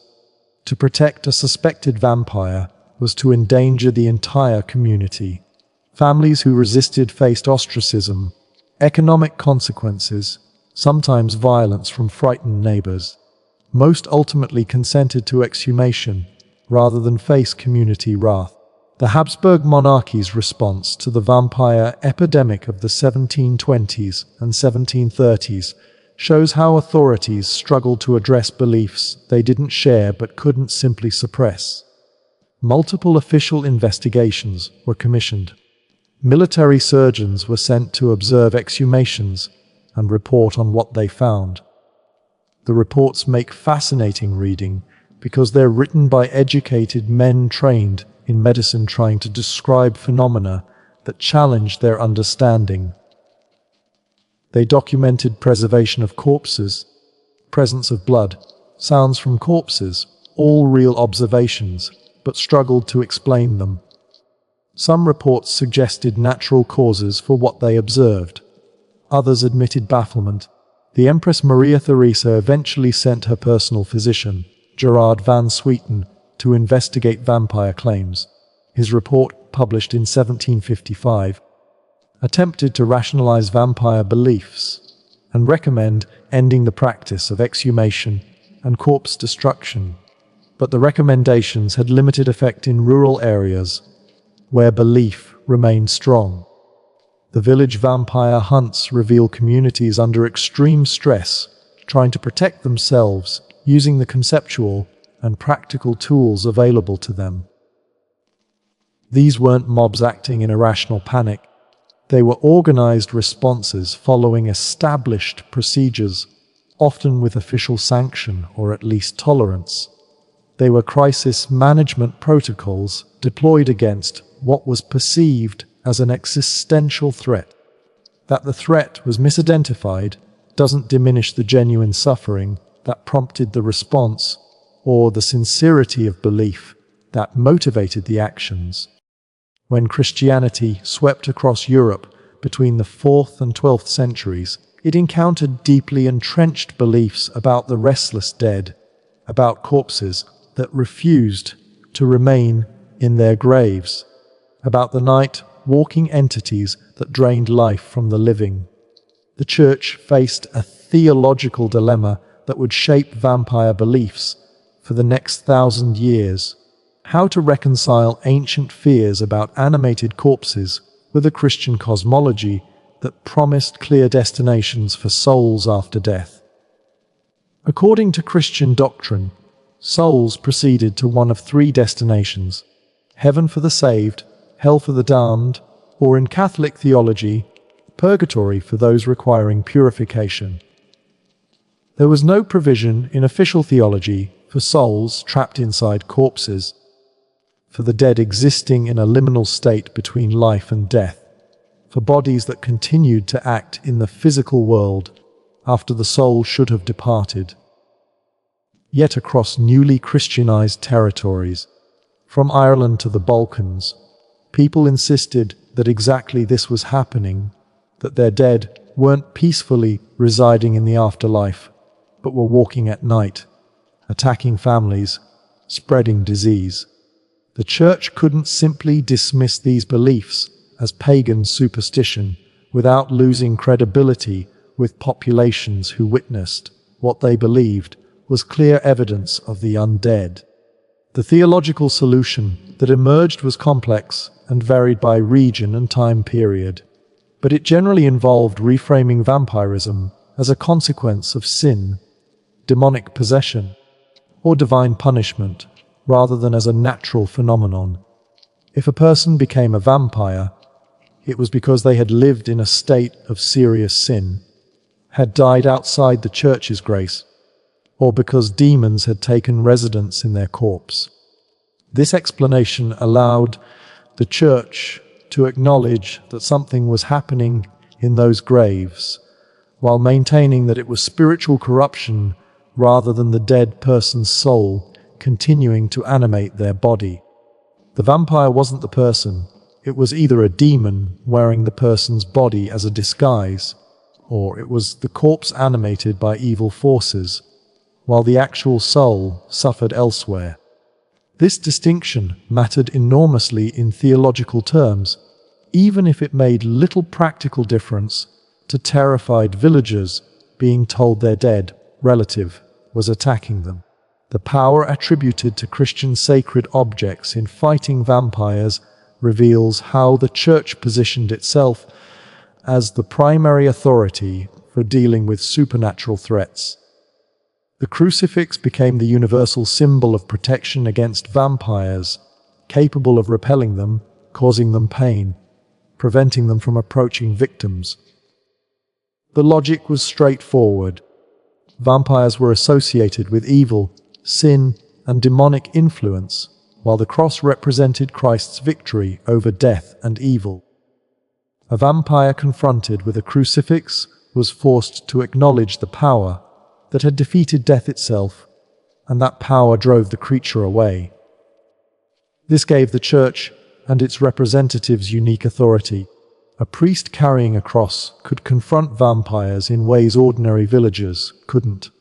The consecration of objects and spaces became a key defensive measure. Holy water, created through priestly blessing, could burn vampires like acid. Communion wafers placed in coffins or on graves prevented vampires from rising. Consecrated ground, graveyards blessed by the Church, was supposed to prevent the dead from walking, which is why burial in unhallowed ground was such a terrible punishment, and why those suspected of potential vampirism were often buried outside cemetery walls. But the practical application of these Christian protections reveals significant tension between official theology and folk practice. Peasants across Europe certainly used crosses and holy water in their anti-vampire measures, but they combined them freely with much older, decidedly un-Christian practices. They used garlic, which had no Christian significance. They scattered seeds, staked corpses, buried bodies face down, placed sickles in graves, all practices that predated Christianity and operated on magical rather than theological principles. The Church officially condemned many of these practices as superstition. Yet priests often participated in them when communities demanded action against vampires. A priest might bless the stake before it was driven through a suspected vampire's heart, Christianizing a pagan practice. Holy water might be sprinkled during an exhumation that also involved removing the corpse's heart and burning it. The result was a hybrid system where Christian and pre-Christian elements coexisted uncomfortably but functionally. The theological problem of what exactly a vampire was, what relationship it had to the person who had died, whether it possessed a soul, where that soul resided, never received a definitive answer from church authorities, and the ambiguity allowed regional variations to flourish. In Western European Catholic theology, the emphasis tended to be on demonic possession of corpses. The person's soul had departed to its proper destination, and demons had taken up residence in the abandoned body, animating it for evil purposes. This explanation had the advantage of being theologically clean. It didn't require souls to be trapped in corpses or existing in unaccounted for states. The vampire was simply a demon, and demons were well established in Catholic theology. Fighting vampires was therefore a form of exorcism, and exorcism rituals were adapted for use against the undead. A priest might perform blessings and prayers over a suspected vampire's grave, commanding the demon to depart, threatening it with holy authority. Eastern Orthodox Christianity developed somewhat different theological approaches to vampires, influenced partly by closer proximity to the most intense vampire beliefs in the Balkans and Slavic territories. Orthodox theology placed greater emphasis on the physical resurrection of the body at the end of times, which created different concerns about the state of corpses. A body that became a vampire represented a corruption of the physical form that should be preserved for eventual resurrection. Orthodox tradition developed the practice of exhuming bodies 3 years after death to verify proper decomposition. If a body hadn't decomposed satisfactorily, and this could happen naturally under certain soil conditions, it indicated that the person had died in a state of sin, typically excommunication, and that their corruption was preventing natural decay. The solution was to either pray over the body and rebless it, or, in extreme cases, to destroy it to allow the soul to finally separate from the corrupted flesh. The Greek Orthodox tradition with the Vrykolakas particularly emphasized excommunication as a cause of vampirism. A person who died while excommunicated, cut off from the church's sacraments and community, was in spiritual limbo. They couldn't enter the afterlife properly, so their soul remained trapped in association with their body. The Church's power to excommunicate living people found its shadow in the power to create conditions for vampirism after death. This gave the Church enormous social control. The threat of excommunication wasn't just about exclusion from religious community during life, but about condemning someone to exist as an undead monster after death, attacking their own family. The reverse was also true: the Church's power to lift excommunication, even posthumously, could theoretically cure vampirism by allowing the trapped soul to finally proceed to its proper destination. The use of church bells to ward off vampires appears in traditions across Christian Europe. Bells blessed by the Church were believed to carry sacred power in their sound. The ringing of church bells at sunset and sunrise, times when vampires were supposedly transitioning between death and animation, could prevent them from rising or force them back to their graves. During vampire panics, churches might keep bells ringing through the night, creating a protective sound barrier around the community. The bells served both spiritual and practical purposes. They invoked divine protection, but they also kept communities alert and aware, preventing the darkness and silence that allowed fear to flourish.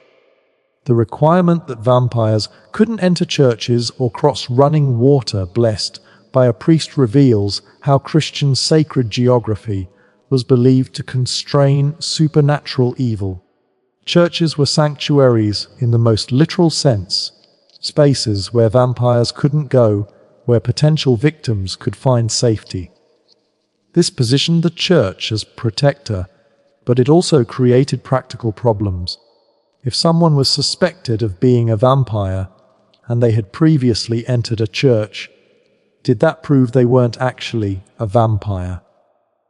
Could a vampire enter a church before they died, and then be unable to leave after reanimating? These questions generated debate, and required flexible interpretation of the rules. The sacraments themselves became weapons against vampires in Christian tradition. A person who received last rites before death was supposedly protected from becoming a vampire because they died in a state of grace, properly prepared for the afterlife. This gave the Church significant power and responsibility. A priest who failed to reach a dying person in time might have condemned that person to undeath. Baptism protected infants from vampirism, which added urgency to the practice of baptizing children soon after birth. Communion, the Eucharist, consuming the body and blood of Christ, was seen as antithetical to vampirism's consumption of human blood. A person who regularly received communion was protected, their body sanctified by Christ's presence. After someone died and was suspected of vampirism, communion wafers might be placed in their coffin, or their mouth might be filled with blessed bread, forcing the vampire to consume the Eucharist, which would burn it from within or drive out the demon possessing it. The Catholic practice of keeping relics, bones or possessions of saints, in churches and monasteries created another layer of anti-vampire protection. Relics were believed to radiate holiness, and this holiness could repel evil. Churches that housed important relics were seen as particularly safe from vampire attack. Communities might bring relics out in procession during vampire panics, carrying the saints' remains through streets and cemeteries to purify the area. The Orthodox tradition of keeping saints' bodies on display, often showing minimal decay due to preservation techniques and favorable conditions, created an interesting parallel to vampire beliefs. These were holy bodies that didn't decompose, that remained incorrupt as a sign of sanctity, the opposite of vampires, whose lack of decay signified corruption and evil. The timing of vampire activity being restricted to nighttime aligned with Christian symbolism of light and darkness. Christ was the light of the world. Darkness was associated with sin and evil. Vampires as servants of darkness couldn't tolerate the light of day. This wasn't just metaphorical, it was understood literally. Sunrise destroyed vampires or forced them back to dormancy, because the sun represented divine power, creation, the order established by God.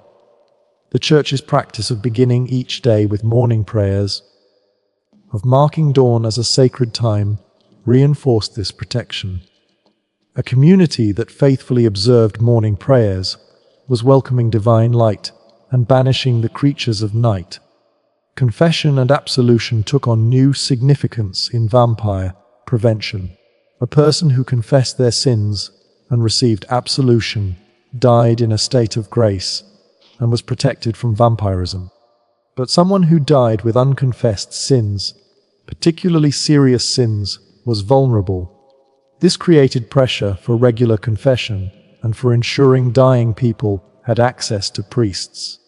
The Church's power to forgive sins became literally life-saving, preventing the sinner from becoming an undead monster.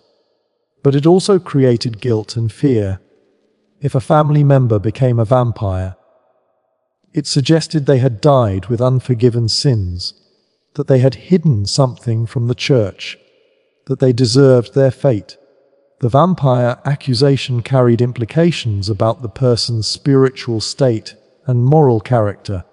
The construction of churches and cemeteries incorporated anti-vampire measures that blended Christian blessing with older magical practices. Cemetery walls weren't just property boundaries. They marked the edge of consecrated ground, creating a barrier that vampires supposedly couldn't cross from the inside. Gates in cemetery walls were blessed and sometimes inscribed with protective prayers. The orientation of graves, bodies laid east, west with heads to the west, so they would face east toward the rising sun, and the direction of Christ's prophesied return, was both Christian symbolism and practical protection, ensuring the dead were oriented toward divine light rather than darkness. The Protestant Reformation complicated the religious response to vampires in interesting ways. Protestant theology rejected many Catholic practices involving the dead, prayers for souls in purgatory, the cult of saints, elaborate death rituals, the blessing of objects and spaces. This left Protestant regions with fewer official tools for dealing with vampire fears. Protestant clergy emphasized that vampire beliefs were Catholic superstition, that proper faith should eliminate such fears, that the dead simply died and awaited resurrection. But in practice, Protestant populations in vampire-heavy regions often continued traditional practices, just without priestly sanction, or they developed new theological justifications. Vampires might be seen as divine punishment for sin, as tests of faith, as manifestations of the devil's power in the world that required prayer and righteous living to combat, rather than ritual and blessed objects.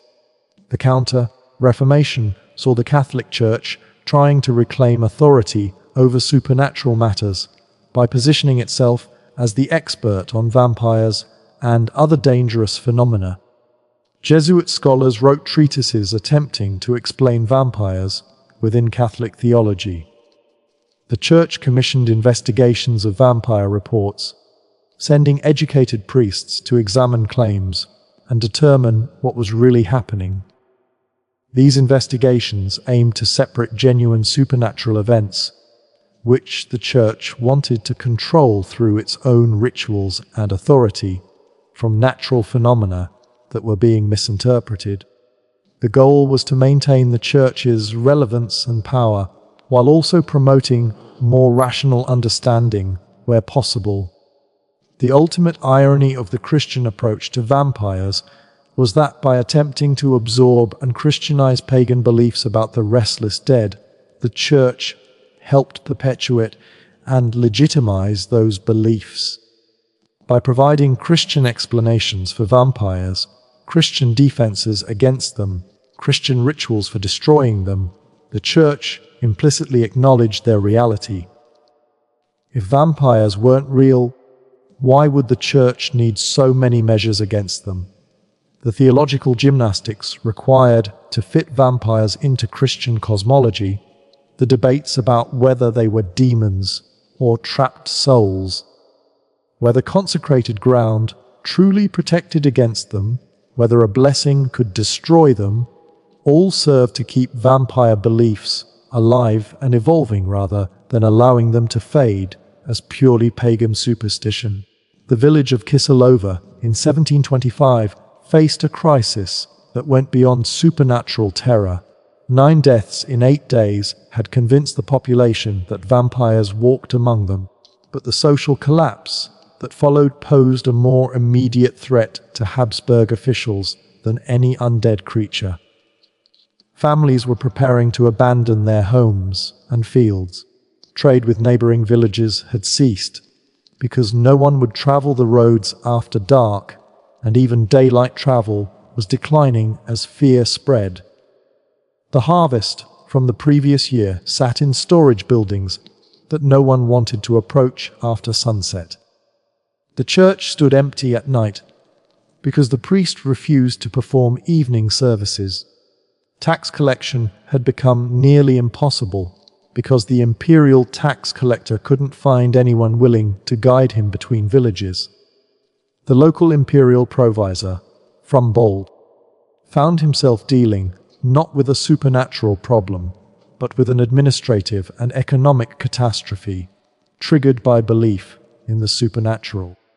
His decision to allow the exhumation and destruction of Peter Plogojewicz's corpse wasn't about validating vampire beliefs.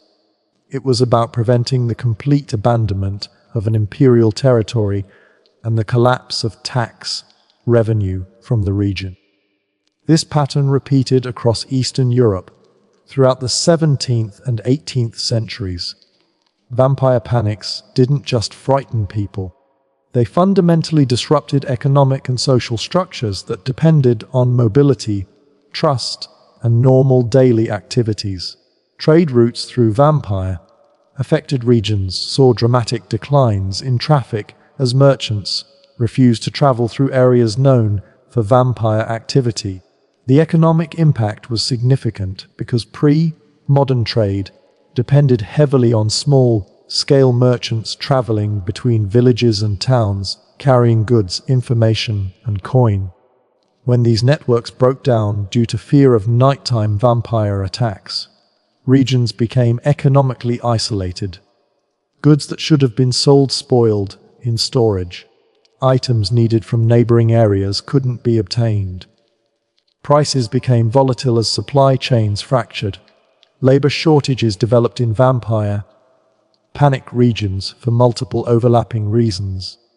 The deaths themselves, whether from actual disease or from executions of suspected vampires, reduced the available workforce. But beyond the direct mortality, vampire fear made certain types of work nearly impossible. Agricultural labor that extended into evening hours became too dangerous to perform. Shepherds refused to stay with flocks overnight. Millers wouldn't operate mills after dark, even though many mills worked on multi-shift schedules to maximize productivity. Nighttime guard duty, essential for protecting crops, livestock, and property, couldn't be staffed. Workers refused assignments that required traveling between villages or staying away from home overnight. A region gripped by vampire panic effectively lost productive hours from each day as people retreated to their homes well before sunset and refused to emerge until well after sunrise. The psychological toll affected productivity even during daylight hours.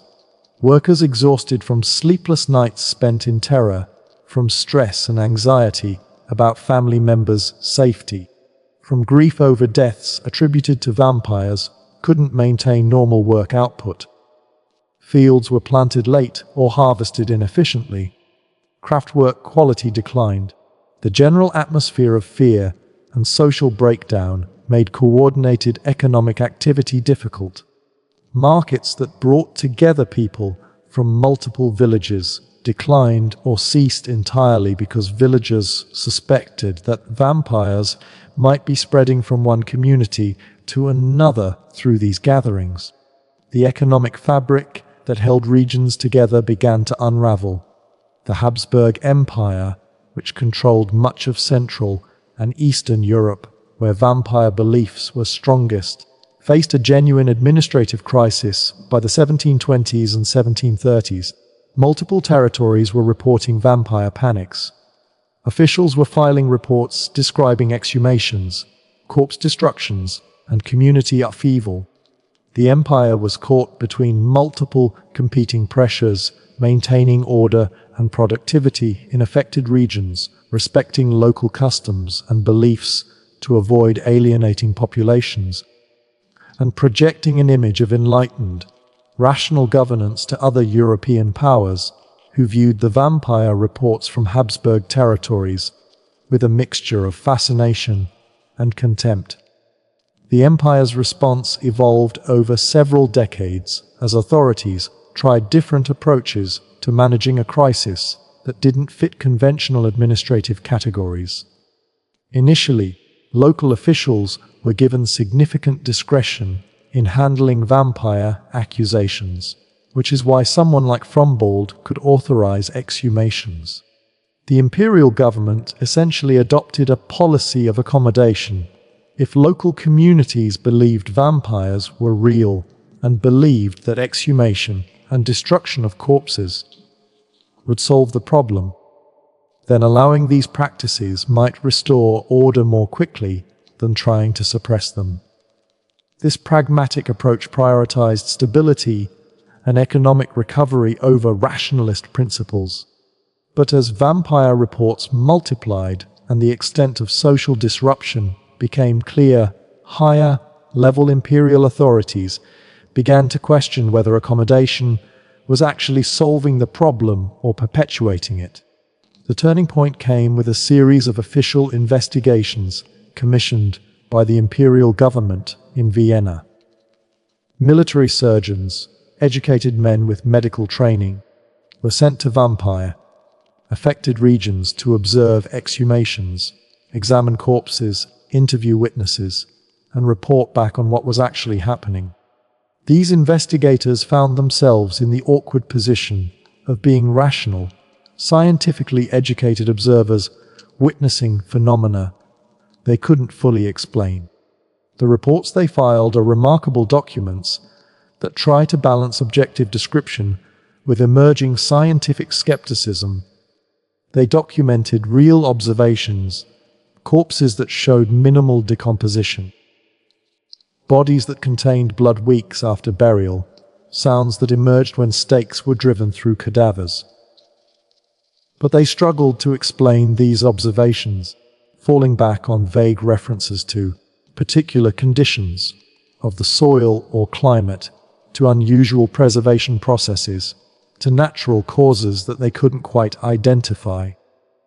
These official investigations revealed the challenge authorities faced. The phenomena people were interpreting as vampirism were real in the sense that when graves were opened, observers did find bodies in unexpected states of preservation, did find what appeared to be fresh blood, did hear sounds from corpses, simply telling communities vampires aren't real, didn't address what they were actually seeing. The investigators couldn't provide satisfactory alternative explanations because the science of decomposition wasn't sufficiently developed. They knew intellectually that there must be natural causes for preserved corpses, but they couldn't explain those causes convincingly to peasant communities who had just witnessed vampire groaning when staked. The economic costs of vampire panics extended beyond the immediate affected regions through reputation damage and loss of confidence. Areas known for vampire activity became less attractive for investment and settlement. Merchants avoided them, craftsmen were reluctant to establish workshops there, and young people migrated away if they could. The Habsburg Empire, competing with other European powers for economic development and population growth, couldn't afford to have entire regions marked as vampire-infested backwaters. The vampire reports were becoming an embarrassment on the international stage. French, English, and German intellectuals wrote about the Habsburg vampire epidemic with barely concealed amusement. using it as evidence of Eastern European backwardness and superstition. This damaged the empire's prestige at a time when prestige translated directly into diplomatic leverage and economic opportunity. Legal complications arose from vampire accusations because they often led to exhumations without proper legal authority, to destruction of bodies without due process, and occasionally to accusations against living people of being vampires or of having caused someone to become a vampire. These living vampires, often labeled as such because of unusual behavior, physical appearance, or social marginalization, faced violence, exile, or execution without formal legal proceedings. The breakdown of legal order during vampire panics troubled imperial authorities, who were trying to establish consistent legal frameworks across diverse territories. How could they maintain rule of law when local communities were taking matters into their own hands based on supernatural beliefs? The fiscal impact was direct and measurable. Tax revenue from vampire affected regions declined sharply during panics and often took years to recover. The empire incurred costs for investigations, for military deployments to maintain order, for administrative oversight of regions in crisis. Resources that should have been directed toward productive purposes, infrastructure development, defense, trade expansion, were diverted to managing vampire panics. The opportunity costs were significant, even if difficult to quantify precisely. Maria Theresa's ascension to Habsburg rule in 1740 brought renewed attention to the vampire problem. She was determined to modernize and rationalize imperial administration, and vampire beliefs represented exactly the kind of backward superstition she wanted to eliminate. In 1755, she commissioned her personal physician, Gerard van Swieten, to investigate vampire claims thoroughly and provide recommendations. Van Swieten was a Dutch physician trained in the latest medical knowledge, a representative of Enlightenment rationalism, and someone the Empress trusted to cut through superstition and provide clear guidance. Van Swieten's investigation and subsequent report, published in 1756, represented the most comprehensive official attempt to rationalize vampire beliefs. He reviewed the reports from previous investigations, examined the medical and theological literature on vampires, and analyzed the phenomena people were interpreting as evidence of vampirism. His conclusions were carefully calibrated to delegitimize vampire beliefs, while not entirely dismissing the observations that underlay them. He argued that corpses preserved by natural means, cold temperatures, particular soil conditions, absence of air, were being misinterpreted as vampires. He explained that gases produced during decomposition could cause bodies to move, make sounds, and expel fluids that looked like fresh blood. He noted that medical ignorance about decomposition processes was leading to supernatural interpretations of natural phenomena, but Van Swieten went further than just explaining away vampire signs. He made specific policy recommendations designed to end vampire panics by removing the practices that reinforced belief. He recommended that exhumations should require official permission from higher authorities, not just local community consent, making it harder to open graves on vampire suspicions. He argued that corpse destruction should be prohibited except in cases where legitimate public health concerns, actual contagious disease, justified it. He suggested that education about natural decomposition processes should be promoted to combat ignorance. And crucially, he recommended that the empire should use its legal and religious authority to actively suppress vampire beliefs rather than accommodating them.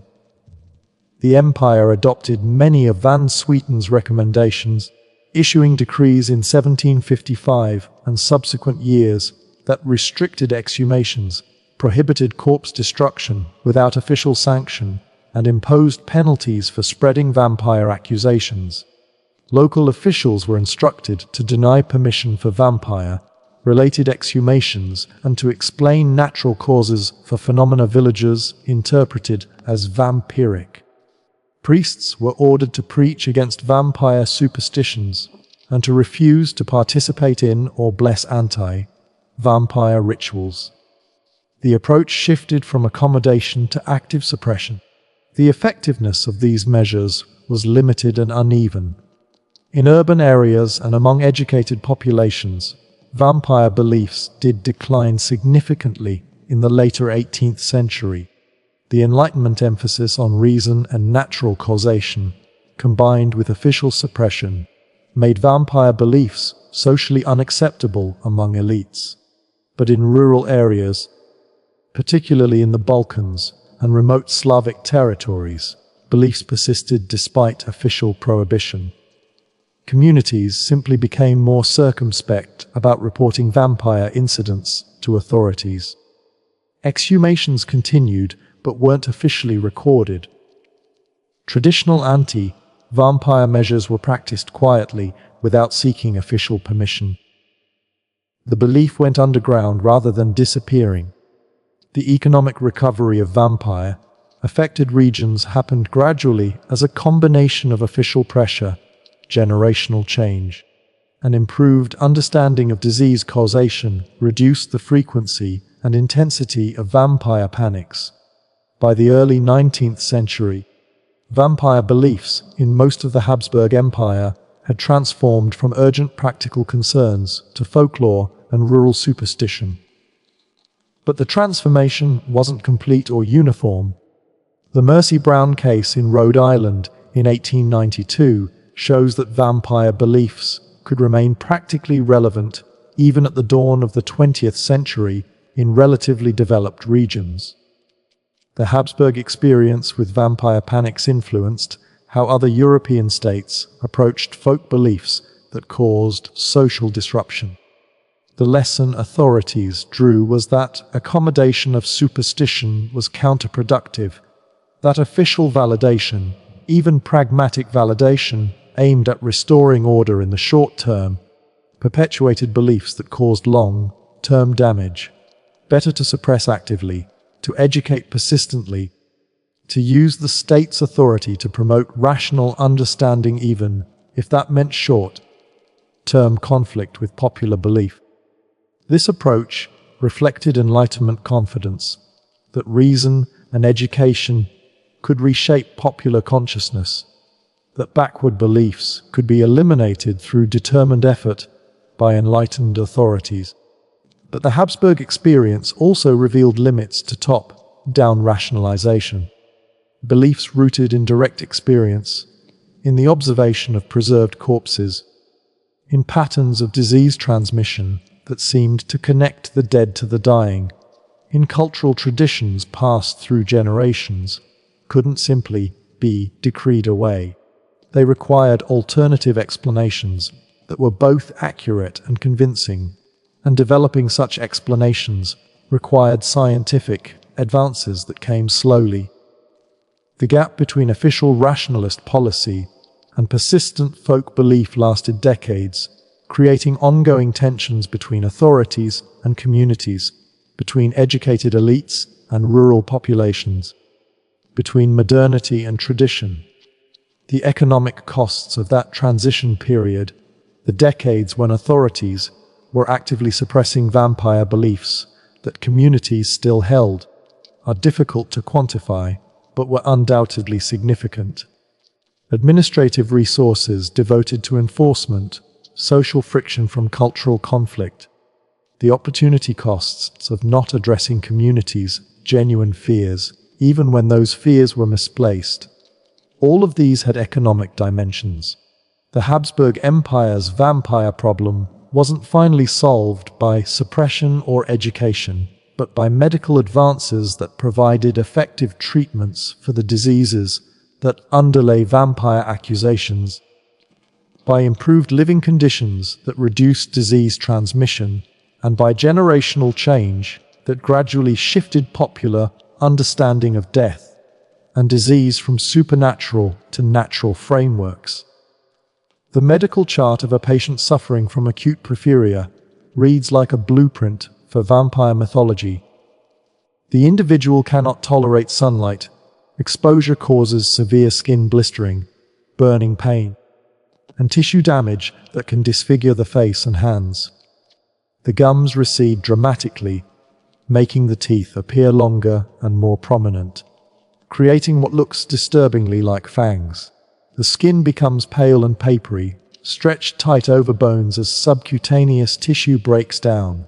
In severe cases, the fingers contract into claw-like positions.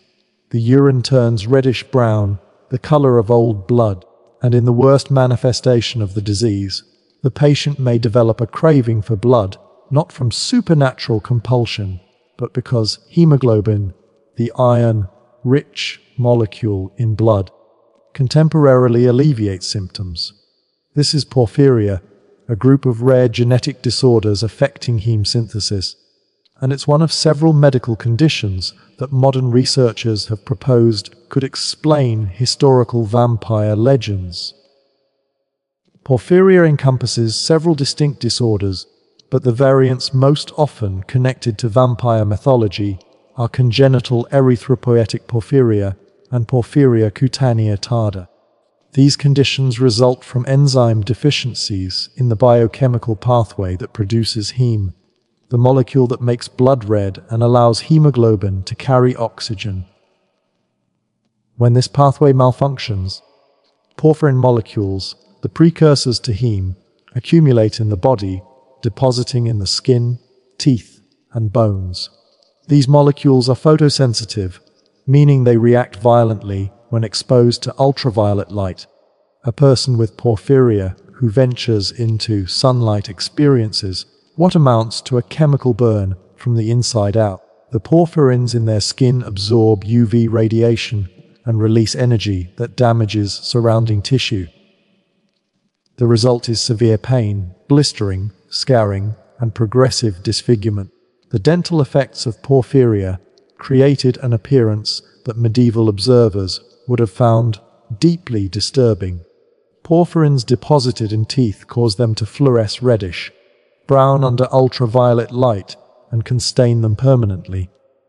More significantly, the gums become inflamed and recede, exposing more of the tooth surface and making the teeth look dramatically longer. In some cases, the lips also retract or are damaged by repeated sun exposure, permanently exposing the teeth in what looks like a snarl or grimace. A person with advanced porphyria examining their reflection in a medieval polished metal mirror, the only kind available, would see a pale, gaunt face with prominent teeth and damaged skin. Others would see someone who looked corpse-like despite being alive, someone whose appearance suggested they belonged more to the realm of death than life. The behavioral adaptations that porphyria patients would have made to manage their condition perfectly match vampire folklore. They would have become strictly nocturnal, emerging only after sunset when UV radiation was absent. They would have avoided mirrors, not from supernatural aversion, but from the psychological trauma of seeing their disfigurement reflected back. They would have covered their skin completely when they had to venture out, perhaps explaining the heavy cloaks associated with vampires. In extremely severe cases, particularly in earlier centuries before modern pain management, they might have discovered that consuming fresh blood provided temporary relief. The heme from animal or human blood could partially bypass their body's synthesis problems, temporarily alleviating symptoms. A medieval villager who discovered their neighbor sneaking out only at night, avoiding sunlight, drinking blood, and looking increasingly corpse-like would have had one obvious explanation: vampire. But porphyria was and remains extraordinarily rare. Even today, congenital erythropoietic porphyria affects perhaps 1 in several million people. In medieval populations of a few hundred to a few thousand people per village, the probability of encountering even a single case was vanishingly small. This makes porphyria a poor candidate for explaining the widespread nature of vampire beliefs across all of Europe. It might explain a handful of individual cases where someone with the disease was labeled a vampire while living, but it cannot explain the thousands of vampire accusations that targeted dead people whose bodies were exhumed from graves. Rabies presents a more compelling medical explanation for certain aspects of vampire mythology because it was far more common in pre-modern Europe and because its symptoms overlap eerily with vampire characteristics. Rabies is a viral infection transmitted through saliva, typically from animal bites, but occasionally from human bites. Once symptoms appear, the disease is almost universally fatal, and the progression of symptoms creates behavior that would have seemed demonic to observers. The disease progresses through distinct stages, each more horrifying than the last.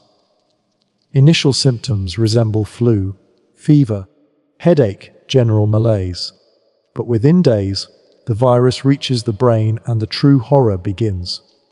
The most famous symptom of rabies is hydrophobia, a terror of water so intense that patients cannot drink, even when desperately thirsty. The virus causes painful spasms of the throat muscles when the patient attempts to swallow, creating an association between water and agonizing pain. Patients develop a panic response at the sight of water, or even at the sound of running water. They become unable to swallow their own saliva, which foams in their mouth and drips from their lips. The classic frothing at the mouth associated with rabies. In vampire terms, this creates a creature that cannot drink, that appears to be choking or drowning when confronted with water, that has disturbing oral symptoms. Various European vampire traditions include the belief that vampires cannot cross running water, a detail that makes perfect sense if the tradition originated from observations of rabies patients, recoiling in terror from streams and rivers. Rabies also causes aerophobia, fear of air movement, which can manifest as panic in response to drafts or wind. This might explain vampire folklore about creatures that cannot tolerate the fresh air of daylight or open spaces. But more significantly, rabies causes severe neurological symptoms, including aggression, confusion, hallucinations, and hypersexuality. Infected individuals may become violent, may attempt to bite others, may lose inhibitions and social restraints. They may roam at night, unable to sleep due to the disease's effects on the brain. They may appear to have lost their human nature, operating on pure animal instinct, driven by the virus to behaviors that promote its transmission. The tendency of rabies victims to bite creates a transmission pattern that perfectly matches vampire mythology. A person bitten by a rabid animal would develop rabies days or weeks later, appearing to have been infected by the original bite. If that person then bit others during their rabid stage, those victims would also develop rabies, creating a chain of transmission that looked exactly like vampiric infection, passing from victim to victim. Medieval observers watching this pattern, a person bitten, then developing strange symptoms, including biting behavior, then that person's victims developing the same symptoms, would have concluded that something was being transmitted, some curse or infection that turned humans into monsters. The vampire explanation fit the observed epidemiology perfectly. Rabies also creates an aversion to bright light. Patients develop photophobia, light sensitivity, due to the virus's effects on the nervous system. Bright light causes pain and discomfort, leading patients to seek darkness. Combined with the nocturnal wandering caused by insomnia and confusion, this would create individuals who emerged only at night, who avoided daylight, who seemed to have become creatures of darkness. The late stage of rabies can also cause facial muscle contractions that expose the teeth in a snarl, creating a visual similarity to the bared fangs of folklore vampires. The major limitation of rabies as an explanation for vampire beliefs is that rabies patients are obviously sick, fevered, confused, suffering, and visibly dying. They don't appear to be the dead returned to life. They appear to be the living in the process of horrible death. Rabies could explain stories of living people who seemed to become monstrous, who attacked others with bites, who transmitted their condition to victims. But it doesn't explain the core of vampire mythology, the exhumed corpses that appeared too well preserved, that seemed to have been feeding despite being buried for weeks. Catalepsy offers a different kind of medical explanation, not for vampire beliefs in general, but for the specific horror of premature burial and subsequent emergence from graves that might have inspired some vampire stories. Catalepsy is a neurological condition characterized by muscular rigidity and decreased sensitivity to pain and external stimuli. Severe cataleptic episodes can create a state that closely resembles death. The person becomes rigid, their breathing becomes imperceptible, their heartbeat may be undetectable with the crude methods available to pre-modern medicine, their skin becomes cool, their responses to stimuli disappear. To physicians and family members examining a person in deep catalepsy, they would appear dead. They would be prepared for burial, washed, dressed, laid out, and then buried in what was actually a state of profound coma, the nightmare scenario that haunted medieval and early modern Europeans was waking up in a coffin underground. Medical literature from the 18th and 19th centuries is filled with accounts of bodies exhumed for various reasons that showed signs of having woken up after burial. Scratches on the inside of coffin lids, bodies found in positions suggesting they had struggled, faces frozen in expressions of horror. Some of these accounts were likely fabricated or exaggerated, but some were almost certainly real. Catalepsy, drug overdoses causing profound coma, certain types of severe head trauma, and other conditions could create death-like states from which people might wake after burial. If someone buried in catalepsy did manage to wake up, break out of their coffin, and claw their way through grave soil to the surface, a scenario that was theoretically possible in shallow graves or in above-ground tombs, they would emerge as the literal undead, the person who was buried dead and returned alive. They would be covered in grave soil, possibly injured and bleeding from their struggles, confused and traumatized, emerging at night because that's when they happen to regain consciousness. Anyone who witnessed such an emergence would have no framework for understanding it except the supernatural. The person had been dead, properly examined, pronounced dead by authorities, buried with all appropriate rituals. Their emergence proved that death was not final, that the buried could return. The vampire explanation would have been irresistible.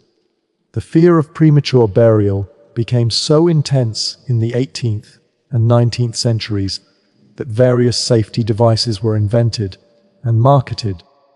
Coffins with bells that could be rung from inside, breathing tubes extending from coffins to the surface, spring-loaded coffin lids that could be pushed open from within. These devices were expensive and rarely used, but their very existence demonstrates how seriously people took the possibility.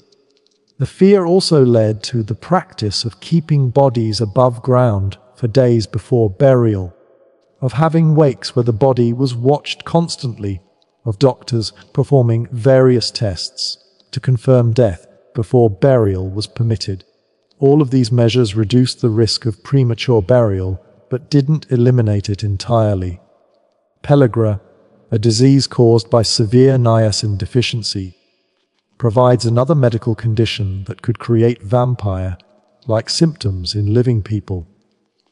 Pellagra was common in populations dependent on corn-based diets, particularly in parts of southern Europe, and it causes a constellation of symptoms summarized as the 4Ds: diarrhea, dermatitis, dementia, and death.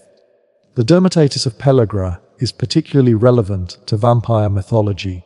It causes severe sun sensitivity. Skin exposed to sunlight becomes inflamed, darkened, cracked, and painful. Patients develop what's called Cazal's necklace, a dark, scaly rash around the neck that looks like discolored dead skin. The rash extends to any sun-exposed areas, face, hands, arms, creating a stark contrast between the damaged exposed skin and the relatively normal skin that remained covered. Pellagra patients became strictly photophobic by necessity, avoiding sunlight to prevent painful flare-ups. The mental effects of pellagra could be profound and disturbing. The dementia of pellagra includes confusion, hallucinations, paranoia, aggression, and progressive cognitive decline. Patients might become violent, might wander at night, might lose recognition of family members and social norms. Combined with the disfiguring skin condition and the strict avoidance of sunlight, a person with pellagra would have appeared monstrous to their community, someone who had lost their humanity, who looked diseased and who couldn't tolerate daylight, whose behavior had become threatening and unpredictable.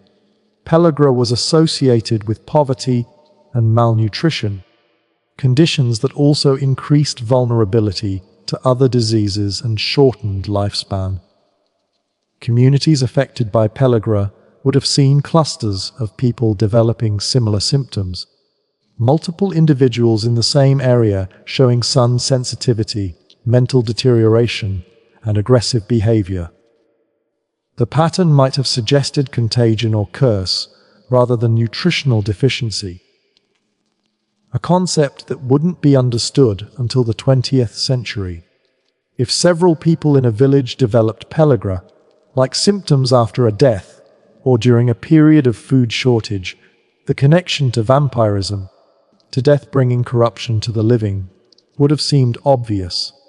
Ergotism, poisoning from a fungus that grows on rye and other grains, could create symptoms that might be interpreted as demonic possession or vampirism in some cases. Ergot contains compounds similar to LSD that cause hallucinations, convulsions, and a sensation of insects crawling on or under the skin. Severe ergotism causes gangrenous symptoms where extremities become blackened, cold, and dead, looking while the person remains conscious and alive, a living corpse in the most literal sense. Entire villages could be affected simultaneously by contaminated grain, creating mass outbreaks of bizarre behavior and physical symptoms that seem to spread contagiously. Tuberculosis, as discussed earlier, was probably the disease most closely linked to vampire beliefs, but its connection was through the pattern of deaths it caused rather than through creating vampire-like symptoms in living patients. TB patients didn't fear sunlight or develop fangs, but they did waste away as if being drained of life, and the disease did spread through families in patterns that looked like the first victim attacking subsequent victims. Anemia, particularly severe anemia from various causes, could create pale, weak individuals who might have craved blood or raw meat, foods rich in iron that their bodies desperately needed. Pica, the consumption of non-food items or inappropriate food items driven by nutritional deficiencies, could manifest as blood, drinking in severely anemic individuals. But severe anemia severe enough to drive such behavior would have made the person visibly sick, hardly the predatory vampire of folklore. The modern medical explanations for vampire beliefs work best when taken together rather than individually. No single disease explains all aspects of vampire mythology, but a combination of conditions could explain different aspects. Porphyria could explain a handful of cases where living people were accused of vampirism based on their appearance and sun avoidance. Rabies could explain aggressive, biting behavior and patterns of disease transmission through bites. Catalepsy could explain premature burial and possible emergence from graves. Pellagra could explain photophobia and mental deterioration. Tuberculosis could explain patterns of sequential family deaths. Decomposition processes could explain the appearance of exhumed corpses.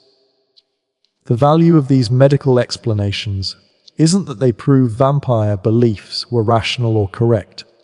Vampires weren't real, but these explanations show how observant, intelligent people could construct vampire mythology from real observations that lacked correct explanatory frameworks. A medieval villager who witnessed someone with rabies biting others and transmitting the disease, who saw pellagra patients deteriorating mentally while avoiding sunlight, who knew of cases of people nearly buried alive, who watched tuberculosis kill family members one after another, and who participated in exhumations that revealed preserved corpses.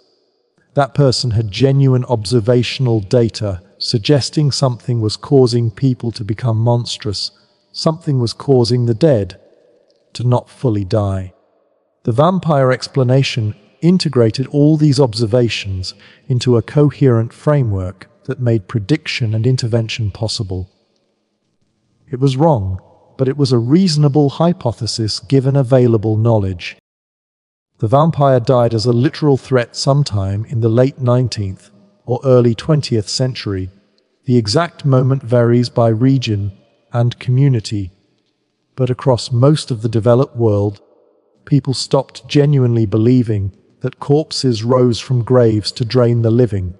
Yet vampires didn't disappear. They transformed, migrated from folklore and superstition into literature and film.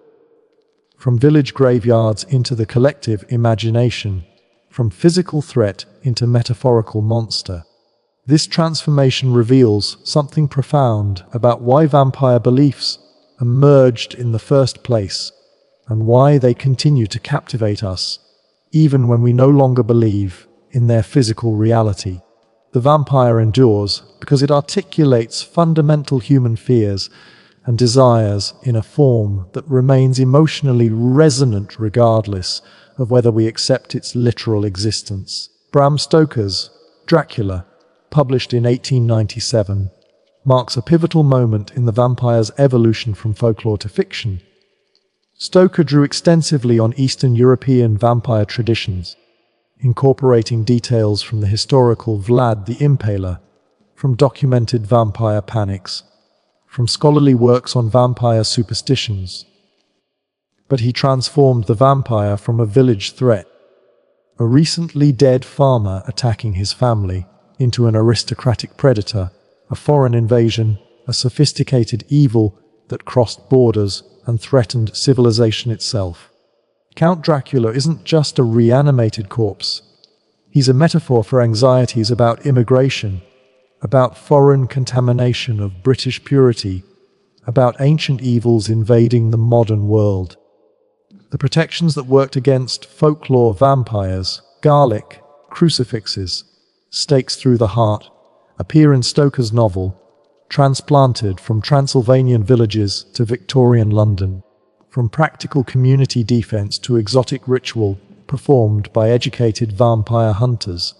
The transformation of vampire defenses from practical to theatrical is telling. In authentic folklore, garlic wasn't primarily a weapon to brandish at attacking vampires. It was stuffed into corpses' mouths to prevent them from rising. The crucifix wasn't held up dramatically to repel approaching undead. It was placed in coffins or blessed onto grave sites as preventive protection. The stake wasn't driven through the heart in a desperate confrontation.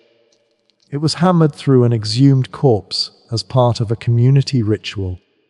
Stoker and subsequent fiction writers took these practical burial and exhumation measures and reimagined them as tools for confronting active vampires in real-time encounters.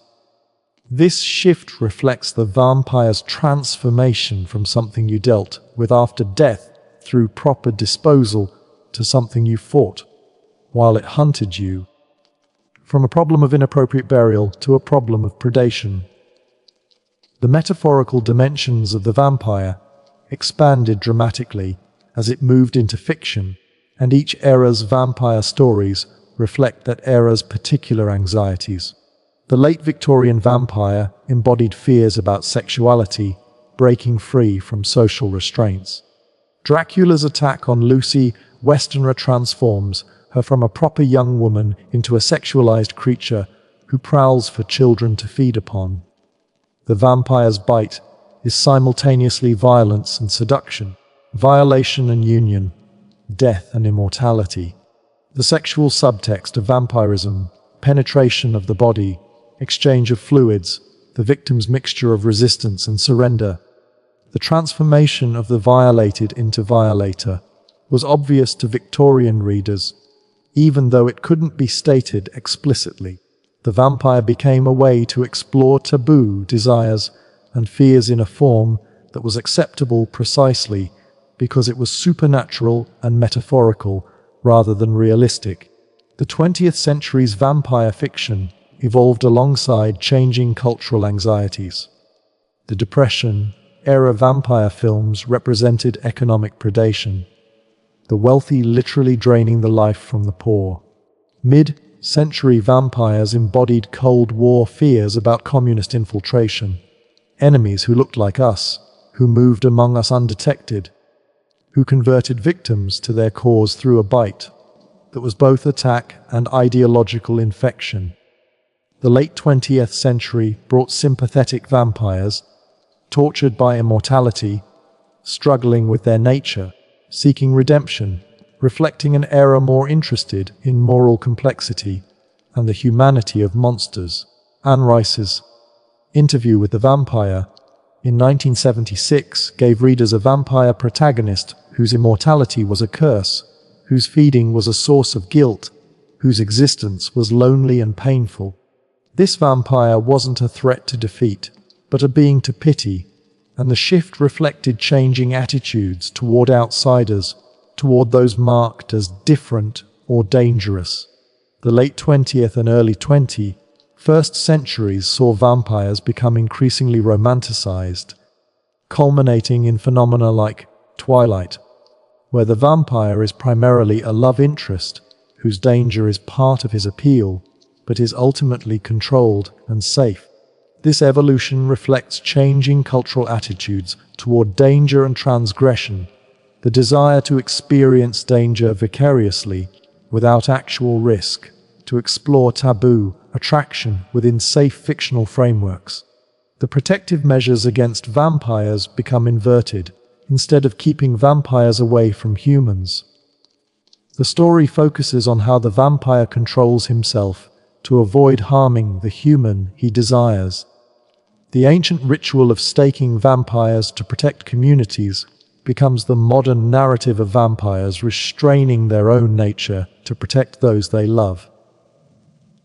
But beneath all these evolving interpretations, certain core fears remain constant and explain why vampires continue to resonate.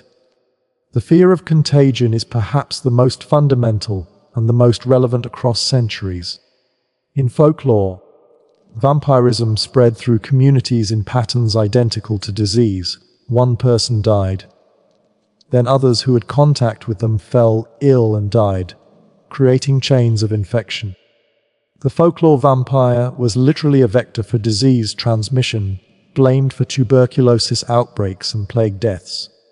In modern fiction, vampirism remains explicitly contagious. The vampire's bite transforms victims into vampires, creating exponential spread that threatens to overwhelm human populations. This aspect of vampire mythology feels viscerally relevant in the era of COVID-19, Ebola, HIV, and other modern pandemics. The vampire embodies our understanding that disease spreads through contact, that proximity to the infected puts us at risk. That contagion can transform the familiar into the dangerous. Your family member, your neighbor, your friend, someone you know and trust, can become a vector that threatens you. The loss of identity inherent in vampiric transformation speaks to deep fears about what we might become, about forces that could override our will and reshape our nature. In folklore, the vampire was a person corrupted after death, their body continuing, but their humanity lost, replaced by demonic possession or by pure animal hunger.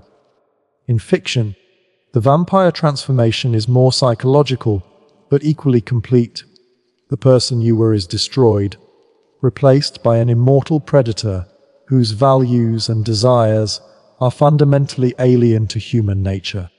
This fear of involuntary transformation, of losing yourself while your body continues, resonates with anxieties about dementia, about brain injury, about mental illness, conditions where the person's physical form persists but their essential self seems lost or altered. It resonates with fears about ideological possession, about cult recruitment, about propaganda and brainwashing, ways that people can be transformed mentally into something their former self wouldn't recognize. The predatory sexuality of vampires has remained central to their appeal across centuries of evolution. The folklore vampire often attacked family members first, creating uncomfortable implications about incestuous predation, about the transgression of boundaries that should be most sacred. The fictional vampire extended this predatory element into explicitly sexualized territory. The vampire doesn't just kill but seduces, doesn't just feed but creates intimacy, however unwanted. The vampire represents fears about coercive sexuality, about predation disguised as romance, about attractive dangers that override rational self-preservation. But vampires also represent desires that can't be openly acknowledged, the desire to surrender control, to be overwhelmed, to submit to power, to transgress social boundaries. The vampire offers the fantasy of these experiences with built-in deniability. The victim didn't choose, couldn't resist, was overwhelmed by supernatural power. This psychological complexity explains why vampires can be simultaneously threatening and appealing, why vampire fiction spans from horror to romance, often within the same work. The immortality of vampires presents a uniquely doubled attraction and horror. Immortality sounds desirable in the abstract: endless life, the defeat of death, unlimited time to experience the world. But vampire immortality comes with costs that make it a curse: isolation, as everyone you love dies; stagnation, as humanity evolves beyond you; the weight of memory and guilt accumulated over centuries; dependence on killing to sustain yourself; eternal existence in darkness cut off from sunlight and normal life. The vampire's immortality is a careful monkey's poor version of the wish to live forever, granting the literal request while making it unbearable. This reflects genuine ambivalence about longevity and immortality that appears across cultures. We want to avoid death, but infinite life might be worse.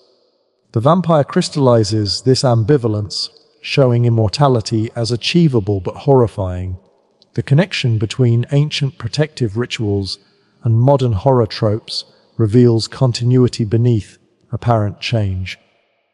The folklore tradition of burying vampires with seeds that compelled them to count becomes the modern vampire's obsessive, compulsive tendencies.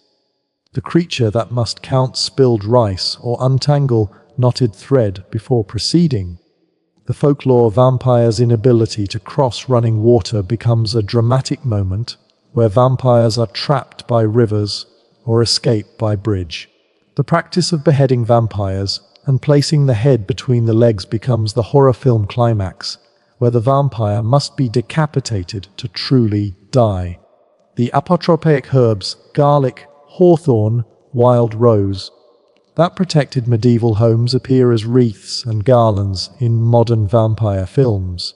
The crucifix held against a vampire in Dracula descends directly from crucifixes placed in suspected vampire graves in 18th century Serbia.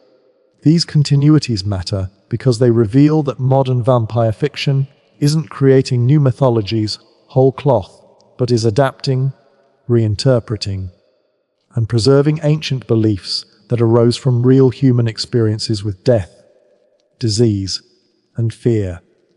When a modern audience watches a vampire film and feels their pulse quicken as the vampire approaches, as the hero desperately searches for a stake or a crucifix or a patch of sunlight, they're experiencing an echo of the genuine terror that drove 18th century villagers to exhume and mutilate their dead. The emotional reality hasn't changed, even though the literal belief has disappeared. We still fear death's refusal to be final. We still fear contagion and transformation. We still fear predation by those who appear human but aren't. We still fear that those we've lost might return changed into something dangerous. The vampire's persistence in modern culture, despite the death of literal belief, reveals something fundamental about human psychology and storytelling. Humans think in narratives, and we need monsters that embody our fears in concrete, narratable forms. Abstract fears about death, disease, loss of self, predatory power, isolation are difficult to process emotionally. But incarnate those fears in a specific monster with defined characteristics, weaknesses, and patterns of behavior, and they become manageable. The vampire gives form to formless dread. It creates rules where chaos would otherwise reign. If the threat is a vampire, then we know the signs to watch for, the protections that work, the methods of destruction that succeed. The monster makes the world legible and suggests that dangers, however severe, can be confronted and defeated. This psychological function explains why cultures across the world independently developed vampire-like mythologies. It wasn't cultural diffusion or shared ancestry. It was parallel evolution in response to universal human experiences and needs. Every culture experiences death.